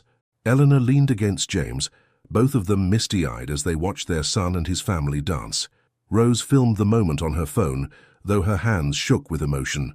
"Mama," Faith called out suddenly, "tell us again how you and Daddy met." "Well," Lena smiled, sharing a look of pure love with Anthony, "it all started with a spilled cup of coffee and ended with 3 perfect miracles," Anthony finished, gathering his family close. As the sun set over Atlanta, casting golden light over their celebration, the Duval family continued their dance. Not just steps and turns, but the beautiful choreography of a life built on love, faith, and the courage to believe in magic. Because sometimes the most beautiful dances were the ones that lasted a lifetime, and they were just getting started. The end. Based on this moving story of love, transformation, and miracles, here is an impactful question. If love had given you not just 1, but 3 unexpected miracles at once, as Lena and Anthony received, would you have the same courage to trust fate and embark on this journey with someone you've just met? Is fear greater than faith in true love? Your participation in the channel is very important. Please leave your opinion in the comments. Thank you so much for watching until the end. Yet his mind wandered to the melody that had been drifting up from the ground floor for weeks. It wasn't supposed to matter. Nothing was supposed to penetrate the carefully constructed walls of Everhart Technologies' CEO. At 35, James had mastered the art of emotional distance, wearing his tailored suits like armor and his success like a shield. But that voice, that impossibly warm, soul-stirring voice, had found a crack in his defenses. Running his fingers through his meticulously styled brown hair, he checked his reflection in the window. The perfectly trimmed beard, the crisp charcoal suit, the cold efficiency in his eyes, everything was in place, except for the unsettling warmth in his chest whenever those notes floated up from below. "Mr. Everhart?" His assistant's voice crackled through the intercom. "The board meeting starts in 5 minutes. "On my way," he replied, his voice carrying the weight of authority that had become second nature. As he gathered his papers, that voice rose again, carried by the building's ventilation system. The song was different today, something about love and time, about waiting and wanting. James found himself pausing, his hand hovering over his laptop. The melody wrapped around him like a question he couldn't answer, like a warmth he'd forgotten how to feel. For a moment, just a moment, the mask slipped, and something raw and honest flickered across his face. 10 floors below, Alice Munro moved through the staff cafeteria's kitchen, like she was dancing to her own private symphony. Her natural curls were wrapped in a vibrant floral scarf, defying the corporate sterility of the building with every swaying step. She stirred a pot of her signature soup, her voice rising and falling with the steam, infusing both the air and the food with something that felt like home. "Girl, you're going to make me cry into these vegetables," Natalie King called from the prep station, her small frame radiating energy as she chopped carrots with precise movements. "How do you make even sad songs sound like hope?" Alice's warm brown eyes crinkled at the corners as she smiled, but there was a depth to them that spoke of carefully guarded wounds. "Maybe that's what hope is, Nat, finding the light in the sad songs." The lunch rush wouldn't start for another hour, but the kitchen was already alive with purpose. Alice moved between stations, checking temperatures, adjusting seasonings, her voice never faltering. She'd turned this sterile corporate cafeteria into something else entirely, a place where suits and security guards sat side by side, where administrative assistants and IT specialists found common ground over her soul-warming food. "You know," Natalie said, sliding the carrots into a waiting pot, "I saw him again yesterday, your mysterious top-floor admirer." Alice's voice hitched slightly, but she recovered smoothly, transitioning into a different song. "He's not my anything, Nat. Just another exec who probably thinks the help should be seen and not heard." "Please," Natalie scoffed, her gold-highlighted hair catching the kitchen lights as she shook her head. "That man comes down here every day now, sits at the same table, and looks at you like you're singing straight to his soul. And don't tell me you haven't noticed." "I notice everything," Alice replied, her voice carrying a hint of steel beneath its melody. "I notice how he never actually speaks to anyone, how he sits there in his perfect suits, probably judging everything and everyone. Men like that, they don't see people like us. They see furniture that happens to make their lunch." But even as she said it, Alice remembered the way his eyes had changed the first time he'd heard her sing, how something had cracked in that marble statue expression of his, how his hands had tightened around his coffee cup, as if he needed to hold on to something solid. "Maybe," Natalie conceded, but her dark eyes sparkled with mischief. "Or maybe he's just a man who forgot how to feel until he heard you sing." Alice rolled her eyes, but her voice softened as she moved into a new song, this one about hearts learning to trust again. She'd learned early that love wasn't something you could count on, that people who seemed perfect from far away were often the most broken up close. Her music was her shield, her way of feeling everything while keeping everyone at a safe distance. Up in the boardroom, James sat through another meeting about quarterly projections and market expansions, but for the first time in years, his mind wasn't fully present. Instead, it kept drifting to the voice from below, to the woman he'd only glimpsed through the kitchen service window, who moved like she was dancing to a rhythm the rest of the world had forgotten. He made a decision then, though he wouldn't admit it to himself until later. Tomorrow he would do something he'd never done in the 3 years since he'd bought this building. Tomorrow he would go down to the cafeteria himself. Not to the executive dining room on the 9th floor, but to the ground floor where her voice made everything feel alive. Tomorrow he would finally see her face to face. As the meeting droned on, her voice drifted up through the building's bones, a melody about taking chances and breaking walls, and for the first time in longer than he could remember, James Everhart felt something crack in the perfectly constructed fortress of his heart. The song from below had found its way in, and nothing in either of their worlds would ever be quite the same again. The ground floor cafeteria buzzed with its usual mid-morning energy when James Everhart stepped out of the elevator. His presence created an immediate ripple through the space. Conversations faltered, postures straightened, eyes darted away. He felt the weight of their attention like a familiar burden, but for once, he wasn't focused on the impression he made. His steel blue eyes searched the space until they found her. Alice Munro stood behind the service counter, her floral headscarf today a burst of deep purples and blues that made her skin glow. She was mid-conversation with a young intern, her laugh carrying across the room like warm honey, genuine and uninhibited. Something in James's chest tightened at the sound. He joined the line, hyper-aware of how out of place his bespoke suit felt among the casual Friday attire of the ground floor staff. The line moved quickly, efficiently, and then suddenly he was there, standing before her. Alice's smile shifted when she saw him, not disappearing, but changing into something more guarded, professional. "Good morning, Mr. Everhart. What can I get for you?" Her voice, even speaking, carried traces of melody. Up close, her eyes were more fascinating than he'd imagined, warm brown with flecks of gold, direct and unflinching. James realized he'd been staring without speaking. "The soup," he managed, his usual commanding tone softening despite himself. "I hear it's exceptional." "Everything Alice makes is exceptional," Natalie chimed in from nearby, giving James a look that was equal parts assessment and challenge. "But then you'd know that, wouldn't you? Being such a regular observer and all."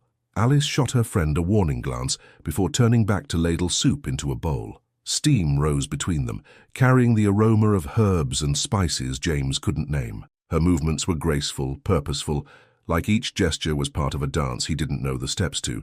"Will that be all?" Alice asked, sliding the bowl toward him. "Actually," James began, then paused. The carefully prepared words he'd rehearsed in his office vanished in the face of her direct gaze. "I wanted to tell you, your voice, when you sing, it's part of the ambience," she finished for him, her tone cooling slightly. "We try to make the cafeteria welcoming for everyone." James felt the dismissal in her words, saw the wall going up behind her eyes. He was losing her before he'd even really found her. "That's not what he started, but was cut off by the arrival of more customers. "Enjoy your soup, Mr. Everhart," Alice said, already turning to greet the next person in line. James moved to the register, paid, and found himself at his usual table, the one with the perfect view of the kitchen window. But today, watching her from a distance felt different, inadequate. He took a spoonful of soup and the flavors exploded on his tongue, complex, warming, absolutely nothing like the carefully curated meals he was used to. Like her voice, it carried something real, something that couldn't be manufactured or faked. In the kitchen, Alice tried to focus on her work, but she could feel his presence like a physical thing. "Don't," she muttered to Natalie, who hadn't stopped grinning since their interaction. "Don't what?" Natalie asked innocently, chopping herbs with precise movements.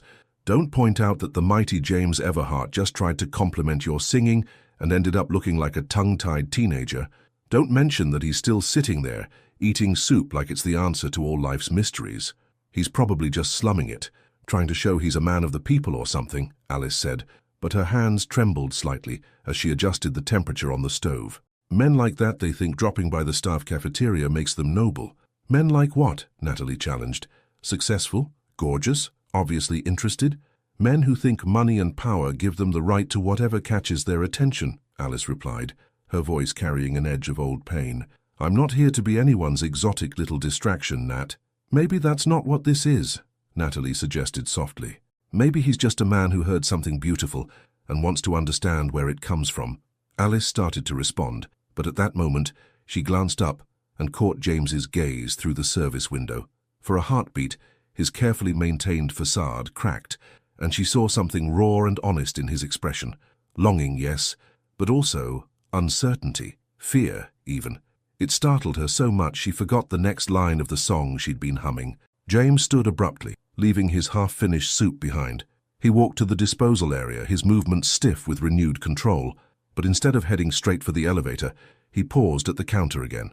"Thank you," he said simply, his voice low enough that only Alice could hear. "Not for the soup, for making this place feel—" He struggled for words, which seemed to frustrate him. "Real." Before she could respond, he was gone, his tall frame disappearing into the elevator. Alice stared after him, her heart beating an unfamiliar rhythm.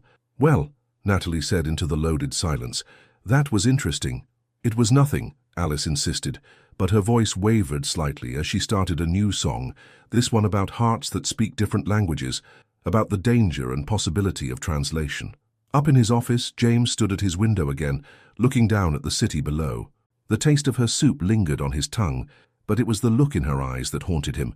The wariness, yes, but also the flash of recognition when their gazes had met, as if she'd seen something in him that he thought he'd buried too deep to find. His phone buzzed with meeting reminders. Emails demanded attention, but for the first time in years, the carefully ordered world of Everhart Technologies felt hollow, empty of something he hadn't known he was missing until a voice from below had reminded him it existed. He made another decision then. Tomorrow he would come back, and this time he would find the right words. What he didn't know was that Alice was already composing a new song in her head, one about walls that looked solid, until you found their cracks, about the terrifying possibility of letting someone see the real you. Neither of them was ready for what would happen when those songs finally met. The next week brought a shift in the building's rhythm. Like clockwork, James appeared in the cafeteria at 10:30 a.m. when the morning rush had ebbed, but lunch hadn't yet begun. Each day he ordered something different, as if working his way through Alice's entire menu was a business strategy he'd mapped out in one of his boardroom meetings. Today, Alice watched through the kitchen window as he sat at his usual table, suit jacket draped over his chair, a small concession to informality that she pretended not to notice. He was reviewing documents while eating her rosemary chicken, his brow furrowed in concentration. "You're singing love songs again," Natalie observed quietly, bumping Alice's hip as she passed with a tray of freshly baked rolls.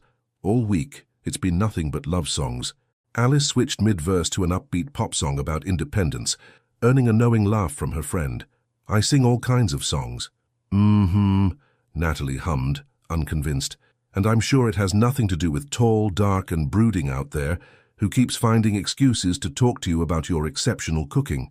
Yesterday it had been questions about the spices in the curry. The day before, he'd wanted to know the secret to her cornbread. Each interaction was brief, professional, but charged with something neither of them acknowledged.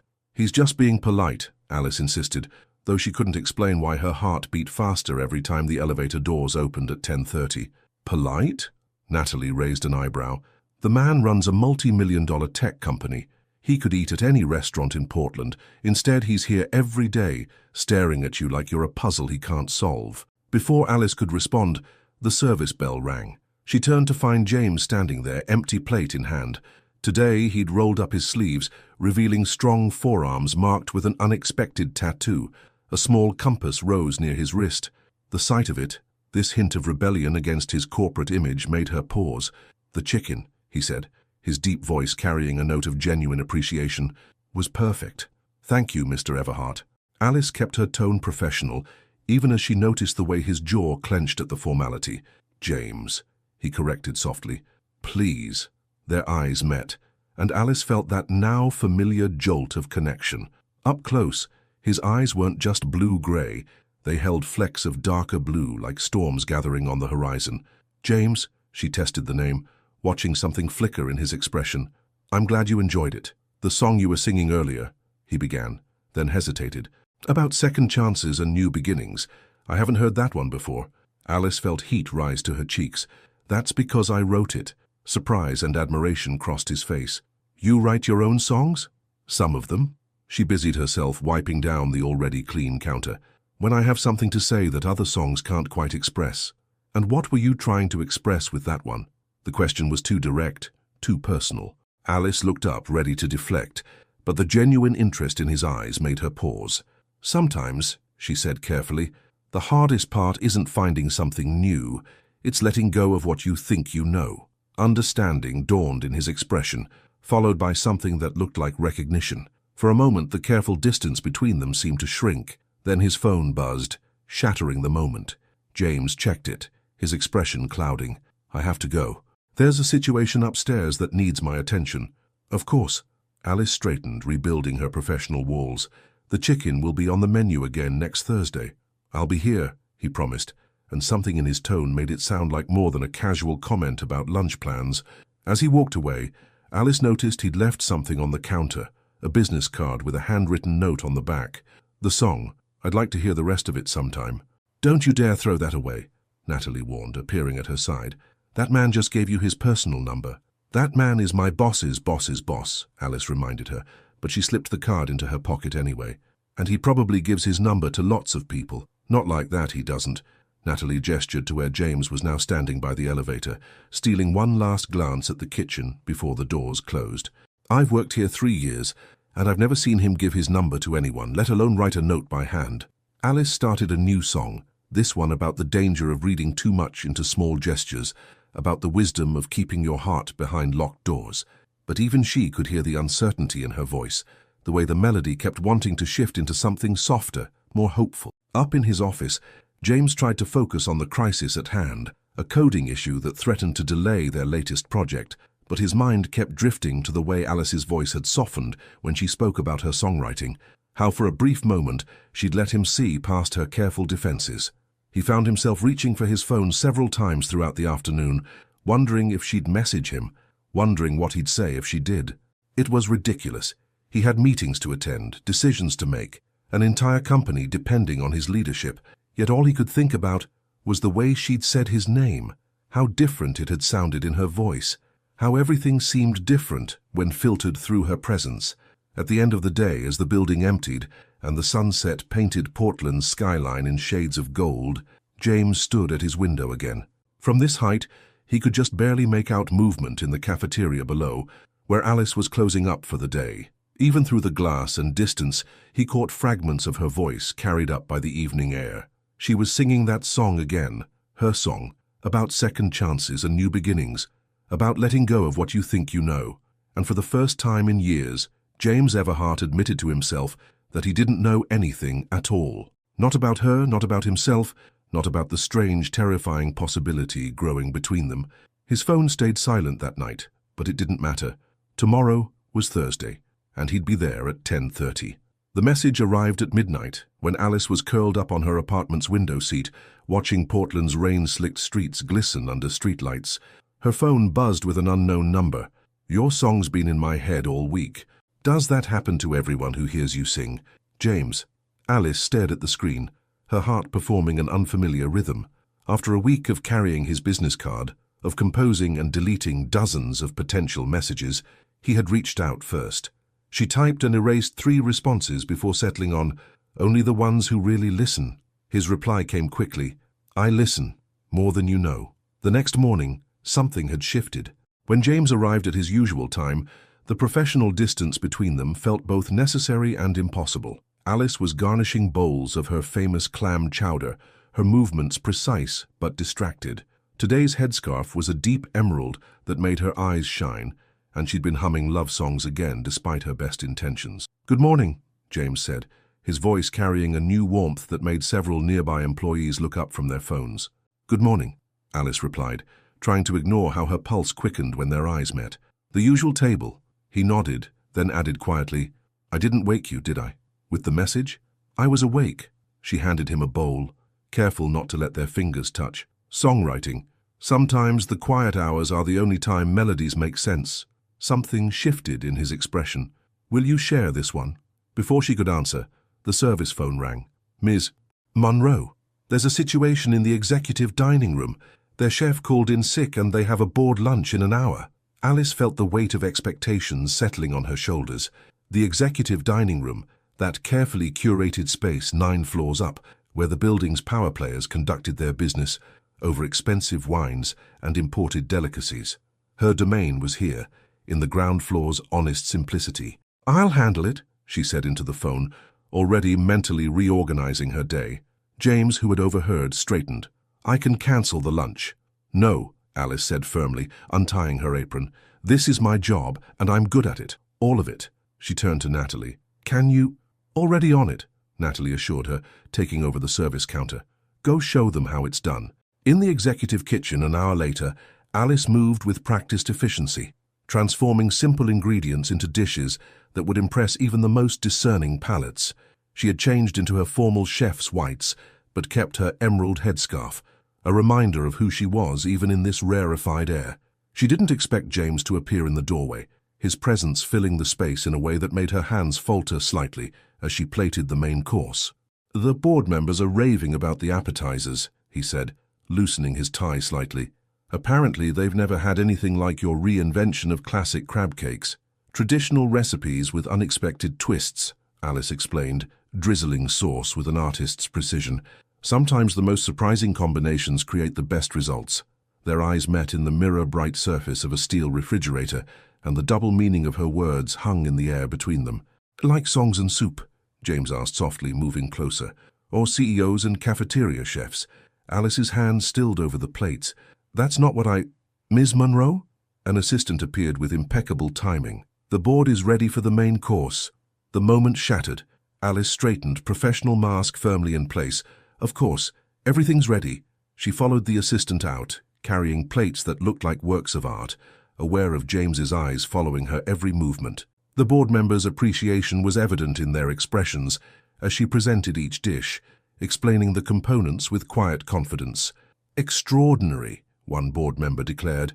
"Why haven't we had her cooking up here before?" "Because she's the heart and soul of our ground floor operations," James answered, his tone carrying a subtle warning that made Alice glance at him sharply. Her work there is invaluable. Later, as Alice was cleaning up the executive kitchen, she heard footsteps behind her.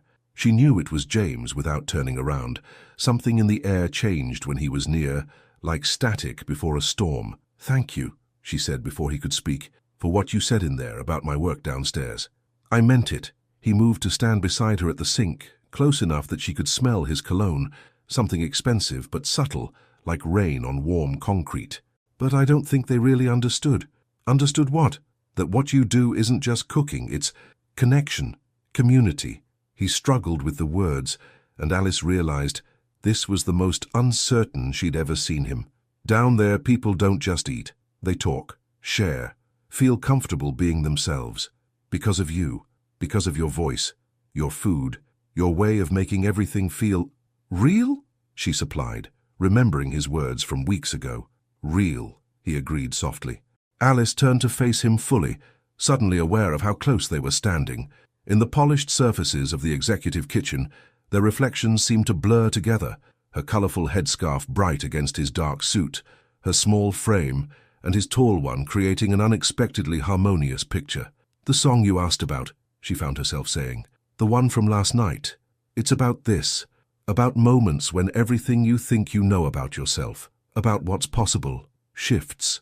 James's hand moved as if to touch her face, then stopped, hovering in the space between them. "Will you sing it for me? Not here, not now, but somewhere else? Somewhere real?" The question carried weight, implications that made Alice's heart race. This wasn't just about music anymore, if it ever had been. "There's a small jazz club," she heard herself say, "in the Pearl District. Thursday nights they have an open mic. I sometimes perform there, when I have new songs to share." "Thursday," he repeated like a promise. Then, because they could hear voices approaching, "I should go, the board's waiting." He left her there in the gleaming kitchen, surrounded by evidence of her triumph in this upper-floor world. But it was the thought of Thursday, of singing her truth to him in her own space, that made her hands tremble as she finished cleaning up. When she finally returned downstairs, Natalie took one look at her face and knew. Something happened up there. "Nothing happened," Alice insisted, but she couldn't stop the melody that rose to her lips. A new song, one about elevators and distances, about the unexpected ways hearts find their way to each other. 9 floors up, James sat through the rest of the board meeting, making decisions worth millions of dollars while his mind kept drifting to the sound of her voice, saying Thursday, to the way the light had caught in her eyes when she'd talked about moments that shift everything you think you know. Neither of them was ready for how much would shift before Thursday arrived. Wednesday afternoon brought chaos to the carefully ordered world of Everhart Technologies. Alice heard the whispers first from the marketing team during lunch. A major security breach in one of their flagship products, stocks plummeting, emergency meetings being called. The rhythm of the building changed, tension thrumming through the air like an off-key note. "He hasn't been down all day," Natalie observed, watching Alice check the clock for the 3rd time that hour. "Not even for coffee. Why would he be?" Alice kept her voice neutral as she aggressively kneaded dough for tomorrow's bread. "He's doing his job, running his company." Her phone sat silent in her pocket, the late-night text conversations of the past few days now seeming like something she'd imagined. Their last exchange played in her mind. "What should I expect tomorrow night? Just me, my songs, no pretenses, looking forward to it." Now, watching suited executives hurry through the cafeteria clutching tablets and phones, she wondered if she'd been naive to think they could bridge the gap between their worlds. The elevator dinged, and Alice's heart jumped, but it was only another group of stressed-looking developers huddled over their laptops as they grabbed coffee. One of them, she noticed, was crying. "Hey," she called out softly, approaching their table with a plate of freshly baked cookies. "On the house." The crying developer looked up, surprised. "Thanks, Alice, it's just, we worked so hard on that security protocol, and now you'll fix it," she said firmly, setting down the cookies. "Because that's what you do. You build things, you fix things, you make them better." Without thinking, she began to hum, not one of her usual songs, but something new, something that spoke of resilience and second chances. Around the table, tense shoulders began to relax. "Is it true?"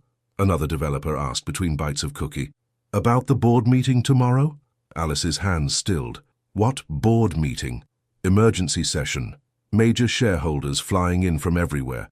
Apparently, they're talking about restructuring the entire security division.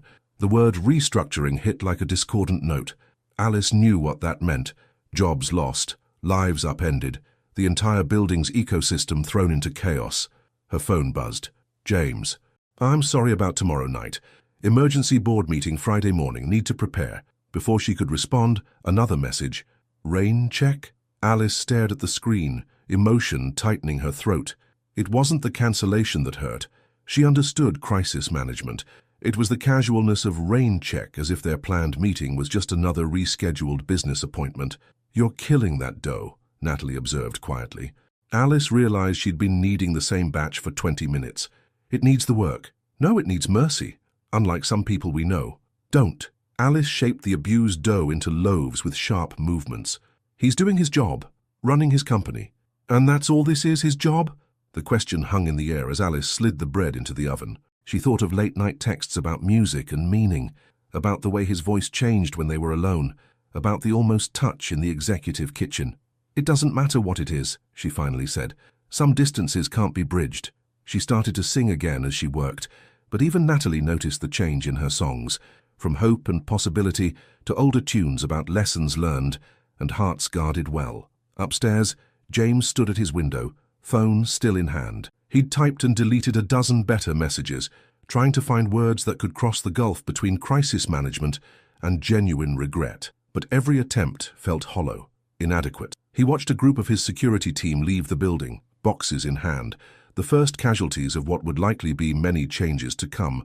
Their departure left a bitter taste in his mouth, like ashes of everything he'd built. His assistant appeared at the door.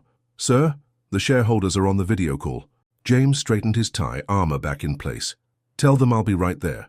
But before he turned away from the window, he caught a fragment of song drifting up from below, something about walls and warnings, about the wisdom of keeping your distance. The melody carried a new edge of pain that made his chest tighten. He'd done that, added that note of hurt to her voice. Hours later, after most of the building had emptied, James finally left his office. The elevator stopped at the ground floor. Habit, muscle memory, hope. Through the darkened cafeteria windows, he could see Alice and Natalie closing up. Alice was singing something soft and sad while she wiped down tables, her movements lacking their usual dance-like quality. His finger hovered over the open door button. Sir? His assistant's voice crackled through his phone. The lawyers need those signed documents tonight. The doors closed. The elevator rose. In the cafeteria, Alice looked up at the sound of ascending machinery. For a moment she thought she'd seen, but no, just shadows and wishful thinking. You okay? Natalie asked, hanging up her apron. Always am. Alice forced a smile. It's better this way, really. Clearer. Clearer doesn't always mean better. In this case, it does. Alice gathered her things, determinedly not looking at her silent phone. Some songs aren't meant to be sung, some distances aren't meant to be crossed. But as they left the building, she found herself humming that new melody again, the one about resilience and second chances. Only now it carried a question she couldn't answer. What happens when the thing that needs fixing isn't code or protocols, but the walls two people build around their hearts? Tomorrow, she decided, she'd go to the jazz club anyway. She had a new song to share, one about corporate towers and ground floors, about elevators that only go up or down, never sideways, never crossing the space between what is and what might have been. She just hadn't decided yet if it was a song about endings or beginnings. 9 floors up, James stared at unsigned documents, the taste of ashes still in his mouth. On his phone, the jazz club's website showed tomorrow night's open mic schedule. He pictured Alice there, singing her truth to strangers while he sat in his office counting the cost of success. The security breach would be contained. The company would survive. But as midnight approached and Portland's rain painted his windows with silver, James Everhart wondered if surviving was the same as living. And in the quiet hours before dawn, 2 people in different parts of the city found themselves awake, listening to the rain, wondering if some distances only seem uncrossable until someone is brave enough to take the first step. The question was, who would be brave first? Friday morning dawned grey and heavy with unspoken words. The board meeting started early, filling the executive floor with sharp suits and sharper judgments. But down in the cafeteria kitchen, Alice moved through her prep work in silence, her usual songs locked behind tight lips. Okay, that's it. Natalie set down her knife with a sharp clack. I can't take the quiet anymore. You haven't sung a note all morning. Sometimes silence says more, Alice replied, checking the temperature on her ovens. She'd spent last night at the jazz club, after all. But instead of performing, she'd sat in the back, nursing a glass of wine and listening to others sing about love and loss. Their voices had filled the space where her courage should have been. The cafeteria was unusually empty. Many employees had called in sick, fearing more layoffs. Those who did come in spoke in whispers, glancing nervously at the ceiling, as if they could hear the board's deliberations through 9 floors of concrete and steel. At exactly 10:30, the elevator doors opened. Alice's heart jumped before she could stop it. But it wasn't James. It was his assistant, looking harried and exhausted. Ms. Monroe? The assistant approached the counter. Mr. Everhart asked me to get his usual. Alice's hands stayed steady as she ladled soup into a container, but her voice when she spoke carried an edge. Interesting. I wasn't aware he had a usual. The assistant shifted uncomfortably. He said you'd know. Of course she knew. She knew he preferred the corner table where the morning light hit just right. Knew he liked his coffee black, but always added a touch of cream when he thought no one was looking. Knew the way his shoulders relaxed slightly when her voice carried across the cafeteria. She knew too much about a man who sent his assistant to avoid seeing her. Here. She handed over the soup and turned away, missing the way the assistant lingered, clearly wanting to say more. Hours crawled by. Through the service window, Alice caught glimpses of people hurrying between floors, lawyers in expensive suits, IT specialists with dark circles under their eyes, HR representatives carrying stacks of papers that probably held too many endings. Your phone keeps lighting up, Natalie observed during a quiet moment. Alice glanced at the screen. 3 messages from James. I'm sorry about last night. The board meeting is intense. Trying to save as many jobs as I can. Can we talk later?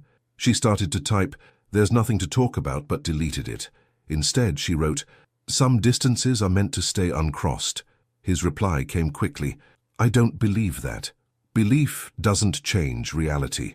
No, action does. Before she could respond, the service phone rang. It was his assistant again. Ms. Monroe, Mr. Everhart would like you to cater lunch for the board. Immediately.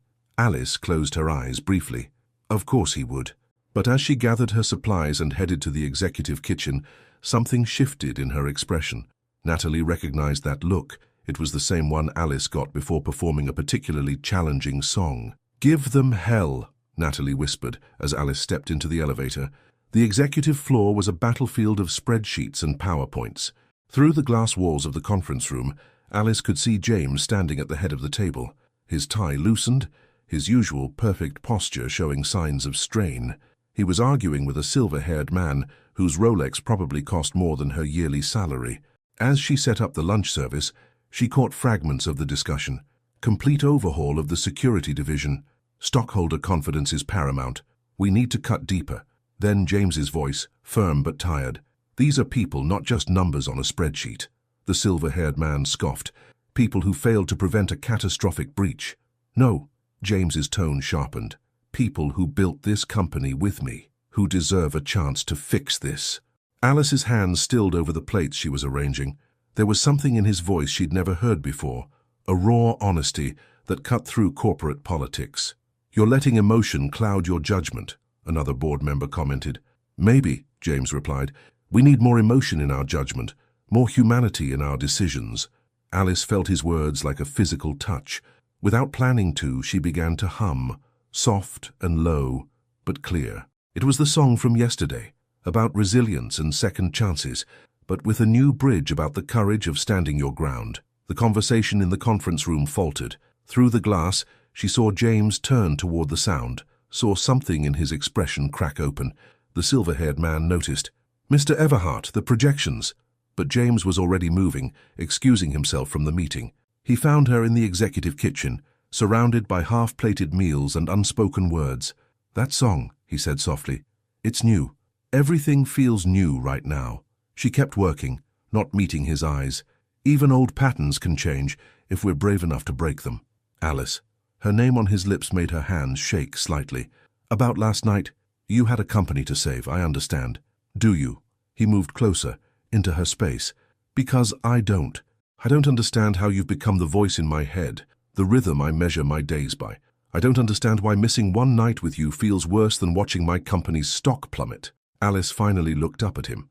This close, she could see the shadows under his eyes. The way his carefully maintained control was fraying at the edges.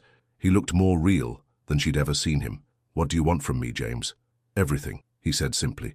The songs, the silence between them. The way you make everything feel possible. From the conference room, voices were rising, demanding his return. The real world pressing in. They're waiting for you, Alice said softly. They're always waiting. His hand found hers, warm and certain. But right now I'm listening to a different voice. The moment stretched between them, full of possibility. Then Alice gently pulled her hand away. Save your company first, she said. Figure out who you are in the aftermath. Then we can talk about possibilities. He studied her face for a long moment, then nodded slowly. Will you be at the jazz club tonight? Yes. Save me a seat. A small smile touched her lips. That depends on how many jobs you save today. He straightened, something like hope flickering in his eyes. Then I better get back in there and fight harder. As he returned to the board meeting, Alice began to sing again, louder this time, clear enough to carry through the glass walls. A song about battles worth fighting, about the kind of strength that comes from knowing what matters most. She saw James's shoulders straighten as her voice reached him, saw him pick up his papers with renewed purpose. And in that moment, Alice realized that sometimes the greatest distances aren't between floors or social classes, but between who we are and who we could be, if we're brave enough to cross that space between notes, between heartbeats, between what's safe and what's true. The question wasn't whether James would come to the jazz club tonight. The question was, who would they both be when he did? The Blue Note Jazz Club in Portland's Pearl District was a world away from Everhart Technology's gleaming tower. Exposed brick walls absorbed the gentle lighting, creating intimate shadows where secrets could be shared. At the small corner table where Alice sat with Natalie, condensation dripped down untouched wine glasses as she watched the door. He's late, Natalie observed, checking her phone. The board meeting ended 2 hours ago. Alice smoothed her dark blue dress, a simple but elegant piece that felt worlds away from her chef's whites. Her curls were loose tonight, framing her face with soft freedom. I saw the executives leaving. The evening's performers had already begun, filling the space with soulful melodies. Alice's name was on the list for later, a new song burning in her throat, waiting to be shared, if she had the courage to sing it. You look amazing, by the way, Natalie said softly. Like yourself, but more. Before Alice could respond, the door opened. James stood there, silhouetted against the streetlights, no longer in his business suit but wearing dark jeans and a charcoal sweater that made him look younger, more vulnerable. His eyes found her immediately, as if drawn by some invisible thread. I should go powder my nose, Natalie announced with all the subtlety of a freight train. For about an hour. As Natalie slipped away, James made his way through the crowd. Up close, Alice could see the exhaustion in his face, but also something else, a lightness, almost hope. You came, she said simply. I made a promise. He sat down, his knee brushing hers under the small table, and I had good news to share. The jobs? His smile was tired but genuine. We found a way, restructuring without layoffs. It'll mean longer hours, tighter budgets, but people get to keep their homes, their dreams. Alice felt something warm unfurl in her chest. You fought for them. Your song helped. He leaned closer, his voice dropping, reminded me what matters. The singer on stage finished her set, earning scattered applause. In the brief silence that followed, Alice felt the weight of everything unsaid between them. You look different, James observed, his eyes taking in her dress, her loose curls. Beautiful, but different. This is who I am outside the building, she said quietly. When I'm not being anyone's employee or chef or the voice that saved my soul. The raw honesty in his tone made her breath catch. Because you did, you know. One song at a time. Before she could respond, the club's owner approached their table. Alice, you're up next, honey. James straightened. You're performing? That was the original plan for yesterday. She stood, smoothing her dress again. Tonight's a second chance. As she made her way to the stage, Alice felt James's eyes following her. The spotlight was warm on her skin as she took her place at the microphone, but it was his gaze that made her feel exposed.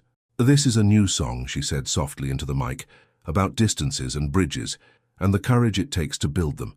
The opening notes were gentle, questioning, then her voice filled the space, raw and honest. 9 floors of silence between where I stand and where you live. Each morning I send my songs up, like prayers to a God I'm not sure believes, in simple things like coffee cups and glances that last too long to be accidents. As she sang, Alice watched James's expression change. Gone was the corporate mask, the careful control. In its place was something almost painful in its vulnerability. When she reached the bridge, their eyes met. But what if the distance isn't floors and ceilings? What if it's just the space between two hearts, learning to beat in time? What if all these songs I've been singing were just different ways to say I'm ready to cross that line? The final notes faded into silence before the club erupted in applause. But Alice barely heard it. She was too caught up in the way James had risen from his seat, in how he was moving through the crowd toward her with purpose. He reached her just as she stepped off the stage. Without a word, he took her hand and led her toward the club's small courtyard. The night air was cool against her heated skin, string lights twinkling above them like stars. "James, I need to tell you something," he interrupted, still holding her hand. "That night weeks ago when I first heard your voice through the building's vents, I was about to sign papers to sell the company." Alice felt her heart skip. What? I'd lost something. Purpose, meaning. The tower felt like a prison I'd built myself. His thumb traced patterns on her palm. "Then I heard you sing about hope, about real things, and I realized what was missing." "What?" "Life." He stepped closer. "Real life. The kind that exists in kitchens and jazz clubs. In songs that tell the truth. In eyes that see right through corporate armor." Alice felt tears threatening. "I'm just a chef who likes to sing." "No." His free hand came up to cup her cheek. "You're the voice that reminded me what matters. The courage that showed me how to fight for what's right. The truth I've been looking for without knowing it." In the distance, another singer had taken the stage, their melody drifting out to the courtyard. But Alice barely heard it over the sound of her own heart. "What are we doing, James?" "Breaking patterns," he whispered. "Crossing distances. Building bridges." His forehead touched hers. "If you'll let me." The moment stretched between them, full of possibility. Then Alice did something she'd been wanting to do for weeks. She sang, just for him, soft and low, a new melody about taking chances, about the courage of letting someone see all of you. James's breath caught. Then slowly, reverently, he tilted her face up to his. But before their lips could meet, the courtyard door burst open. Natalie stood there, phone in hand, face pale. "Alice, the kitchen. There's been a fire." The spell broke. Reality crashed back in. Alice stepped back from James, already reaching for her phone. "How bad?" "Bad enough." Natalie's eyes were apologetic. "The night cleaning crew called it in. They're saying it might be deliberate." The word hung in the air like smoke. Alice felt James tense beside her, CEO mode engaging instantly. "I'll drive," he said, keys already in hand. As they rushed to his car, Alice couldn't help thinking about timing and fate and the cruel joke of almost moments. But then James caught her hand again, squeezing it tight, and she realized maybe this wasn't an interruption. Maybe it was just the universe's way of showing them that crossing distances meant facing real challenges together. The question was, were they ready? The scent of smoke hung heavy in the Portland night air as James's car pulled up to Everhart Technologies. Fire trucks cast rotating red lights across the building's glass facade, transforming the familiar tower into something alien and threatening. Alice was out of the car before it fully stopped, her blue dress incongruous among the firefighters' heavy gear. The ground floor cafeteria doors were propped open, letting out tendrils of dark smoke. As they approached, a fire marshal emerged from the haze. "Kitchen's secure now," he reported, looking between James and Alice. "The fire was contained to the storage area, but the damage is significant." Alice pushed past him into the cafeteria. The familiar space felt wrong. Water pooled on the floor, the air thick with the acrid smell of burnt plastic and scorched metal. But it was the kitchen that made her stop dead in her tracks. Her sanctuary was in ruins. The storage area, where she kept her dry goods and equipment, was a blackened cave. Worse were the words spray-painted on the far wall, revealed by the emergency lights. "Stay in your place." Security footage. James's voice was deadly quiet behind her. "Corrupted," the fire marshal replied. "Whoever did this knew the system." Alice moved through the space like a ghost, her fingers trailing along countertops she'd polished just hours ago. Her spice rack, carefully curated over years, was nothing but broken glass and ashes. The drawer where she kept her mother's handwritten recipes was waterlogged, the ink running like tears. The structural damage is minimal, the marshal continued, but you'll need a complete kitchen renovation before— Out! James's command cut through the chaos. Everyone out. Give us a moment. The authority in his voice cleared the room instantly. Even Natalie, who had been hovering anxiously nearby, retreated to the cafeteria proper. In the sudden quiet, Alice could hear water dripping somewhere in the darkness. Your recipes, James said softly, watching her try to salvage papers from the drawer. I'm so sorry. It's not about the recipes. Alice's voice was steady, but her hands shook as she carefully laid the soggy papers out. This kitchen, it was more than just a place to cook. It was where I found my voice, where I could be real, he finished, then more quietly, where you taught me to be real too. She turned to face him, taking in how the emergency lights caught the silver at his temples, how his casual clothes were now smudged with soot from where he'd helped her check the damage. Someone from the company did this, she said, not a question. Yes. His jaw tightened. Someone who didn't like the changes I announced today, someone who wanted to send a message. To you, to us. He moved closer, his shoes splashing in the puddles. They saw what was happening, how you were changing things. Not just the kitchen, but the whole building's culture. Me. Alice looked around at her ruined domain, at the threatening words on the wall. Maybe they're right. Maybe I should stay in my place. No. James's voice was fierce. Your place is wherever you choose to be, whether that's in this kitchen or on that stage or— He hesitated, then added softly, or with me. The words hung in the smoke-tinged air between them. Alice felt tears finally threatening, not for the kitchen, but for the simple truth in his voice. I don't know how to be small, she whispered, how to sing quietly, or love halfway. Good. He closed the distance between them, his hands finding her shoulders. Because I'm tired of living small, of caring more about stock prices than the people who make this place work, of hiding behind 9 floors of glass and steel instead of facing what matters. From the cafeteria, they could hear voices approaching, insurance adjusters, cleanup crews, the reality of the situation demanding attention. But for a moment, they stayed still, surrounded by the ruins of one dream and perhaps the beginning of another. I should call my staff, Alice said finally. Let them know what happened. Already done. Natalie appeared in the doorway, phone in hand. And you both should see this. She held up her phone, showing a cascade of social media posts. The fire had drawn attention, and employees from every floor were sharing stories about Alice's cooking, her songs, how she'd made the cafeteria the heart of the building. More than that, they were organizing offers to help clean up, to lend equipment, to bring in food until the kitchen was restored. See? James's voice was soft in Alice's ear. You built more than just a kitchen here. You built a community. Alice stared at the outpouring of support, feeling something shift in her chest. Without thinking, she began to hum, not one of her usual songs, but something new, something about ashes and rebirth, about how sometimes you have to lose everything to find what was there all along. There's that voice, James murmured, the one that changes everything. She turned in his arms, really looking at him, at the soot on his expensive sweater, the worry in his eyes, the way he held her like she was something precious, but not fragile. Help me rebuild it, she said suddenly. Not just the kitchen, everything. Make it better, make it real. Together? Together. She glanced at the threatening words on the wall. Let them try to stop us. He smiled then, a real smile that transformed his whole face. I think I feel a corporate restructuring coming on. Starting with security personnel and— He paused, something occurring to him. And maybe the whole 9th floor. The executive dining room? Alice raised an eyebrow. We don't need 2 kitchens in this building. His eyes held a challenge. Unless you're not ready to cook for the board regularly. Oh, I'm ready, her chin lifted. But they better be ready for my kind of food, my kind of music. They don't have a choice. He brushed a curl from her face, his touch impossibly gentle. Because I'm done with artificial boundaries. Done pretending I don't wait all day to hear your voice. Done acting like I haven't been falling in love with you since the first note. The word love echoed in the damaged kitchen, more powerful than any threat on the walls.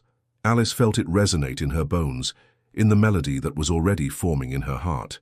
Good, she whispered, because I'm done pretending too.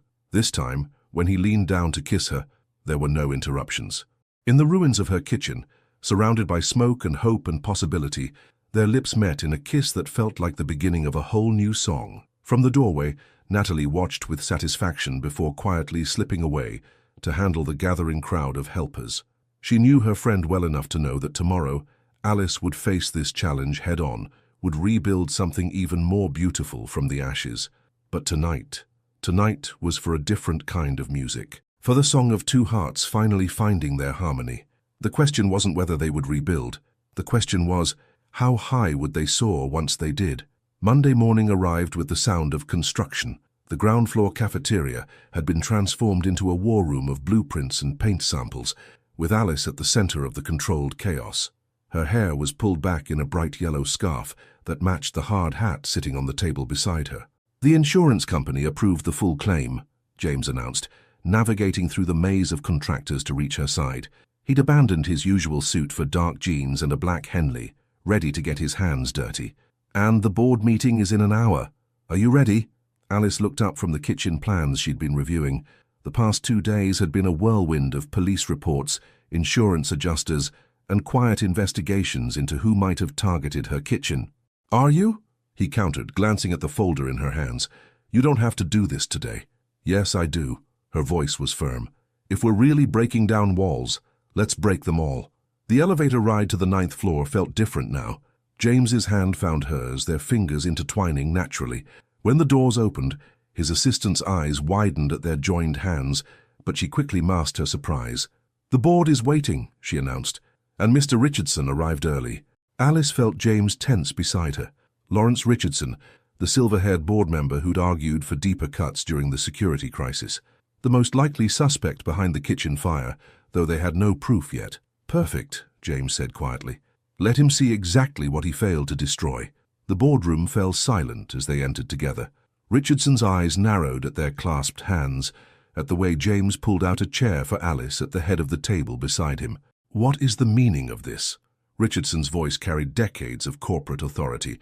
This is a closed board meeting, not a staff lunch. Ms. Monroe is here. James's tone was steel wrapped in silk, to present the new Unified Dining Services proposal, a merger of the ground floor and executive dining operations, with her as executive chef and director of food services. The room erupted in murmurs. Richardson's face flushed dark red. This is unprecedented, he sputtered. She's a cafeteria cook, for God's sake. She's a classically trained chef who's been running a successful operation that serves hundreds daily, James corrected coldly, and she's the heart of this company's culture, something recent events have made very clear. Alice stood smoothing her charcoal blazer, a power suit that somehow still felt true to herself, if I may. Without waiting for permission, she began distributing presentation folders. Inside you'll find my proposal for a complete restructuring of the building's dining services. One kitchen, serving all floors, democratic access to quality food, community tables in place of executive dining rooms, and most importantly, she met Richardson's glare steadily, a budget that saves this company nearly $500,000 annually while improving food quality and employee satisfaction. This is absurd, Richardson snapped. Next, you'll suggest we add a dance floor and karaoke machine. Actually, James interrupted smoothly, live music during lunch hours has shown to improve productivity and workplace satisfaction in multiple studies, which you'd know if you'd ever bothered to listen when Alice sings. A younger board member leaned forward, studying the proposal. These numbers are impressive, and the employee response to the fire, I've never seen such solidarity across departments. Because Ms. Monroe built more than a kitchen, another board member added. She built relationships, trust, the kind of corporate culture we pay consultants millions to try to create. Richardson stood abruptly. This is a publicly traded company, not a social experiment, and this inappropriate relationship between a CEO and a subordinate is none of your concern, James cut in, his voice deadly quiet. But since you mentioned inappropriate behavior, he nodded to his assistant, who distributed another set of folders. Our investigation into the kitchen fire has been enlightening. Alice watched Richardson's face pale as he opened the folder. Inside was evidence, security footage recovered from backup servers, financial records showing suspicious transfers, emails discussing dealing with the problem downstairs. You didn't corrupt all the cameras, James continued conversationally. And you really should have used a better encryption service for those emails to your associates. You can't prove anything, Richardson hissed, but his hands shook as he closed the folder. The police disagree. James's smile was arctic.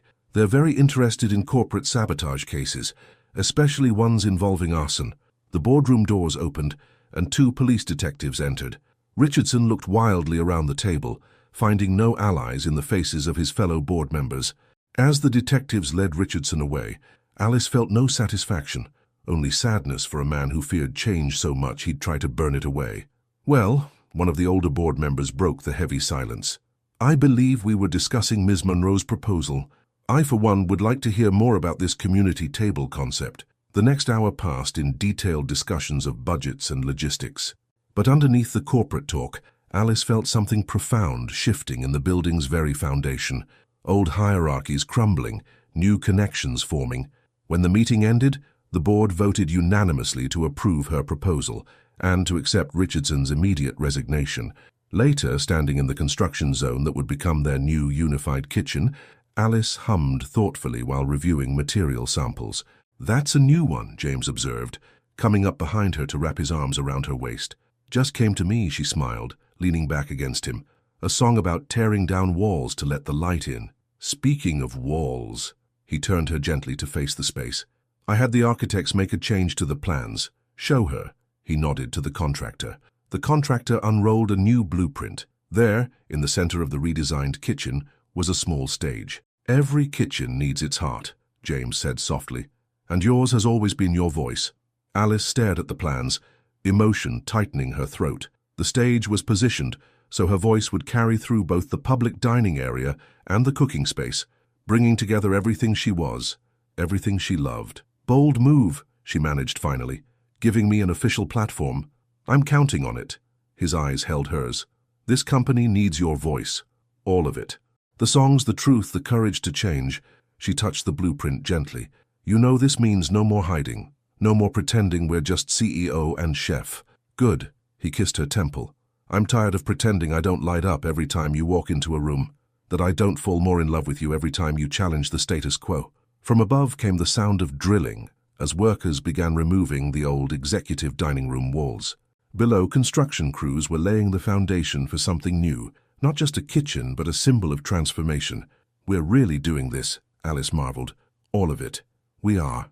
James's voice held absolute certainty, "and anyone who doesn't like it can eat somewhere else." She laughed, then sobered. "There will be others like Richardson, people who think I'm reaching above my station. Let them talk." His arms tightened around her. "We'll change this place one song, one meal, one broken barrier at a time." Alice turned in his embrace, a new melody already forming in her heart. This one was about courage and change, about love that breaks rules and rebuilds worlds. And as their lips met in the dust and promise of their evolving dream, she knew the real reconstruction wasn't happening in the walls around them. It was happening in the space between their hearts, where music and courage and love were building something stronger than steel and glass. Something real. 3 months later, the scent of fresh herbs and baking bread filled the transformed space that had once been divided between upstairs and downstairs. And the new unified kitchen gleamed with state-of-the-art equipment, while the dining area's warm woods and exposed brick created an atmosphere that somehow managed to be both elegant and welcoming. Alice stood on her small stage, performing the final sound check for the grand reopening. Her voice carried perfectly through the carefully designed acoustics, reaching every corner of the space. She wore a deep purple dress that complemented her skin tone, her curls adorned with small white flowers that Natalie had woven in that morning. "Ready for tonight?" Natalie asked, adjusting table settings at the new community tables, long handcrafted pieces that encouraged conversation between all levels of the company. "Almost." Alice touched the string of her mother's pearls at her neck, a gift she'd thought lost in the fire until James had found them in the ruins, somehow unscathed. "Just one more thing to perfect." She began to sing, testing out a new song she'd written specifically for this evening. It was about transformation, about the courage to break molds and rebuild stronger, about love that transcends flaws and titles and expectations. From the kitchen doorway, James watched her with unconcealed admiration. These past months had changed him too. He smiled more easily now, had learned to loosen his tie and roll up his sleeves, to value connection over protocol. "The press is already gathering outside," his assistant informed him quietly. "Along with half the tech industry in Portland, everyone wants to see how Everhart Technologies revolutionized corporate culture through cuisine and community." "Let them look," James replied, his eyes never leaving Alice. Let them see what's possible when you stop building walls and start building bridges. The evening's event wasn't just a kitchen reopening. It was a statement about equality, about innovation, about the power of authentic leadership. Every major business publication had requested coverage, fascinated by the story of a CEO and a chef who had torn down corporate hierarchies and rebuilt something revolutionary in their place. Alice finished her sound check and stepped down from the stage, immediately surrounded by her expanded kitchen staff. She'd insisted on keeping her original team, while adding new members, creating a blend of experience and fresh energy that mirrored the building's broader transformation. "The first guests arrive in an hour," she reminded them. "Remember, tonight we're not just serving food, we're serving possibility." As her team dispersed to their stations, James approached, sliding an arm around her waist. "Nervous? About cooking?" "Never." She leaned into him. "About singing our story to half of corporate America? Maybe a little." "Don't be." He kissed her temple. "Your voice changed this whole building. Let it change more." The past months hadn't all been smooth sailing. There had been resignations from old guard executives who couldn't adapt, skeptical articles about inappropriate workplace relationships, whispered doubts about mixing social consciousness with shareholder value. But the numbers told a different story. Employee satisfaction was at an all-time high. Productivity had soared. The company's reputation for innovation had attracted top talent who valued culture as much as compensation. And the waiting list for lunch reservations from other companies' executives, hoping to understand their secret, had become almost comical. "Ms. Monroe?" A young intern approached hesitantly. "The news crews want to know if you'll do the interview before or after your performance." "After," James answered for her. "Let them experience it first. Some things have to be felt to be understood." As the intern hurried away, Alice turned in James's arms. "Look at us, breaking all the rules." "Not breaking," he corrected. "Rewriting." Speaking of which, he reached into his jacket pocket and withdrew a small velvet box. "I was going to save this for later, but—" Alice's breath caught as he opened it, revealing not a ring, but a key. "The apartment above the jazz club," he explained softly. "I bought the building." "You did what?" "They were going to sell it to developers, turn it into luxury condos." His eyes held hers. "That stage was where you first sang your truth to me, where I finally understood what mattered. It deserved to be preserved." Tears threatened to spill from Alice's eyes. "The apartment is yours, or ours, whatever you want." He brushed a thumb across her cheek. "No pressure, no expectations, just possibility, like everything else between us." Before she could respond, the first guests began arriving. The next hours passed in a blur of greeting dignitaries, overseeing service and fielding compliments about the revolutionary design that allowed guests to watch their food being prepared while enjoying live music. Finally, as the evening reached its peak, Alice took the stage.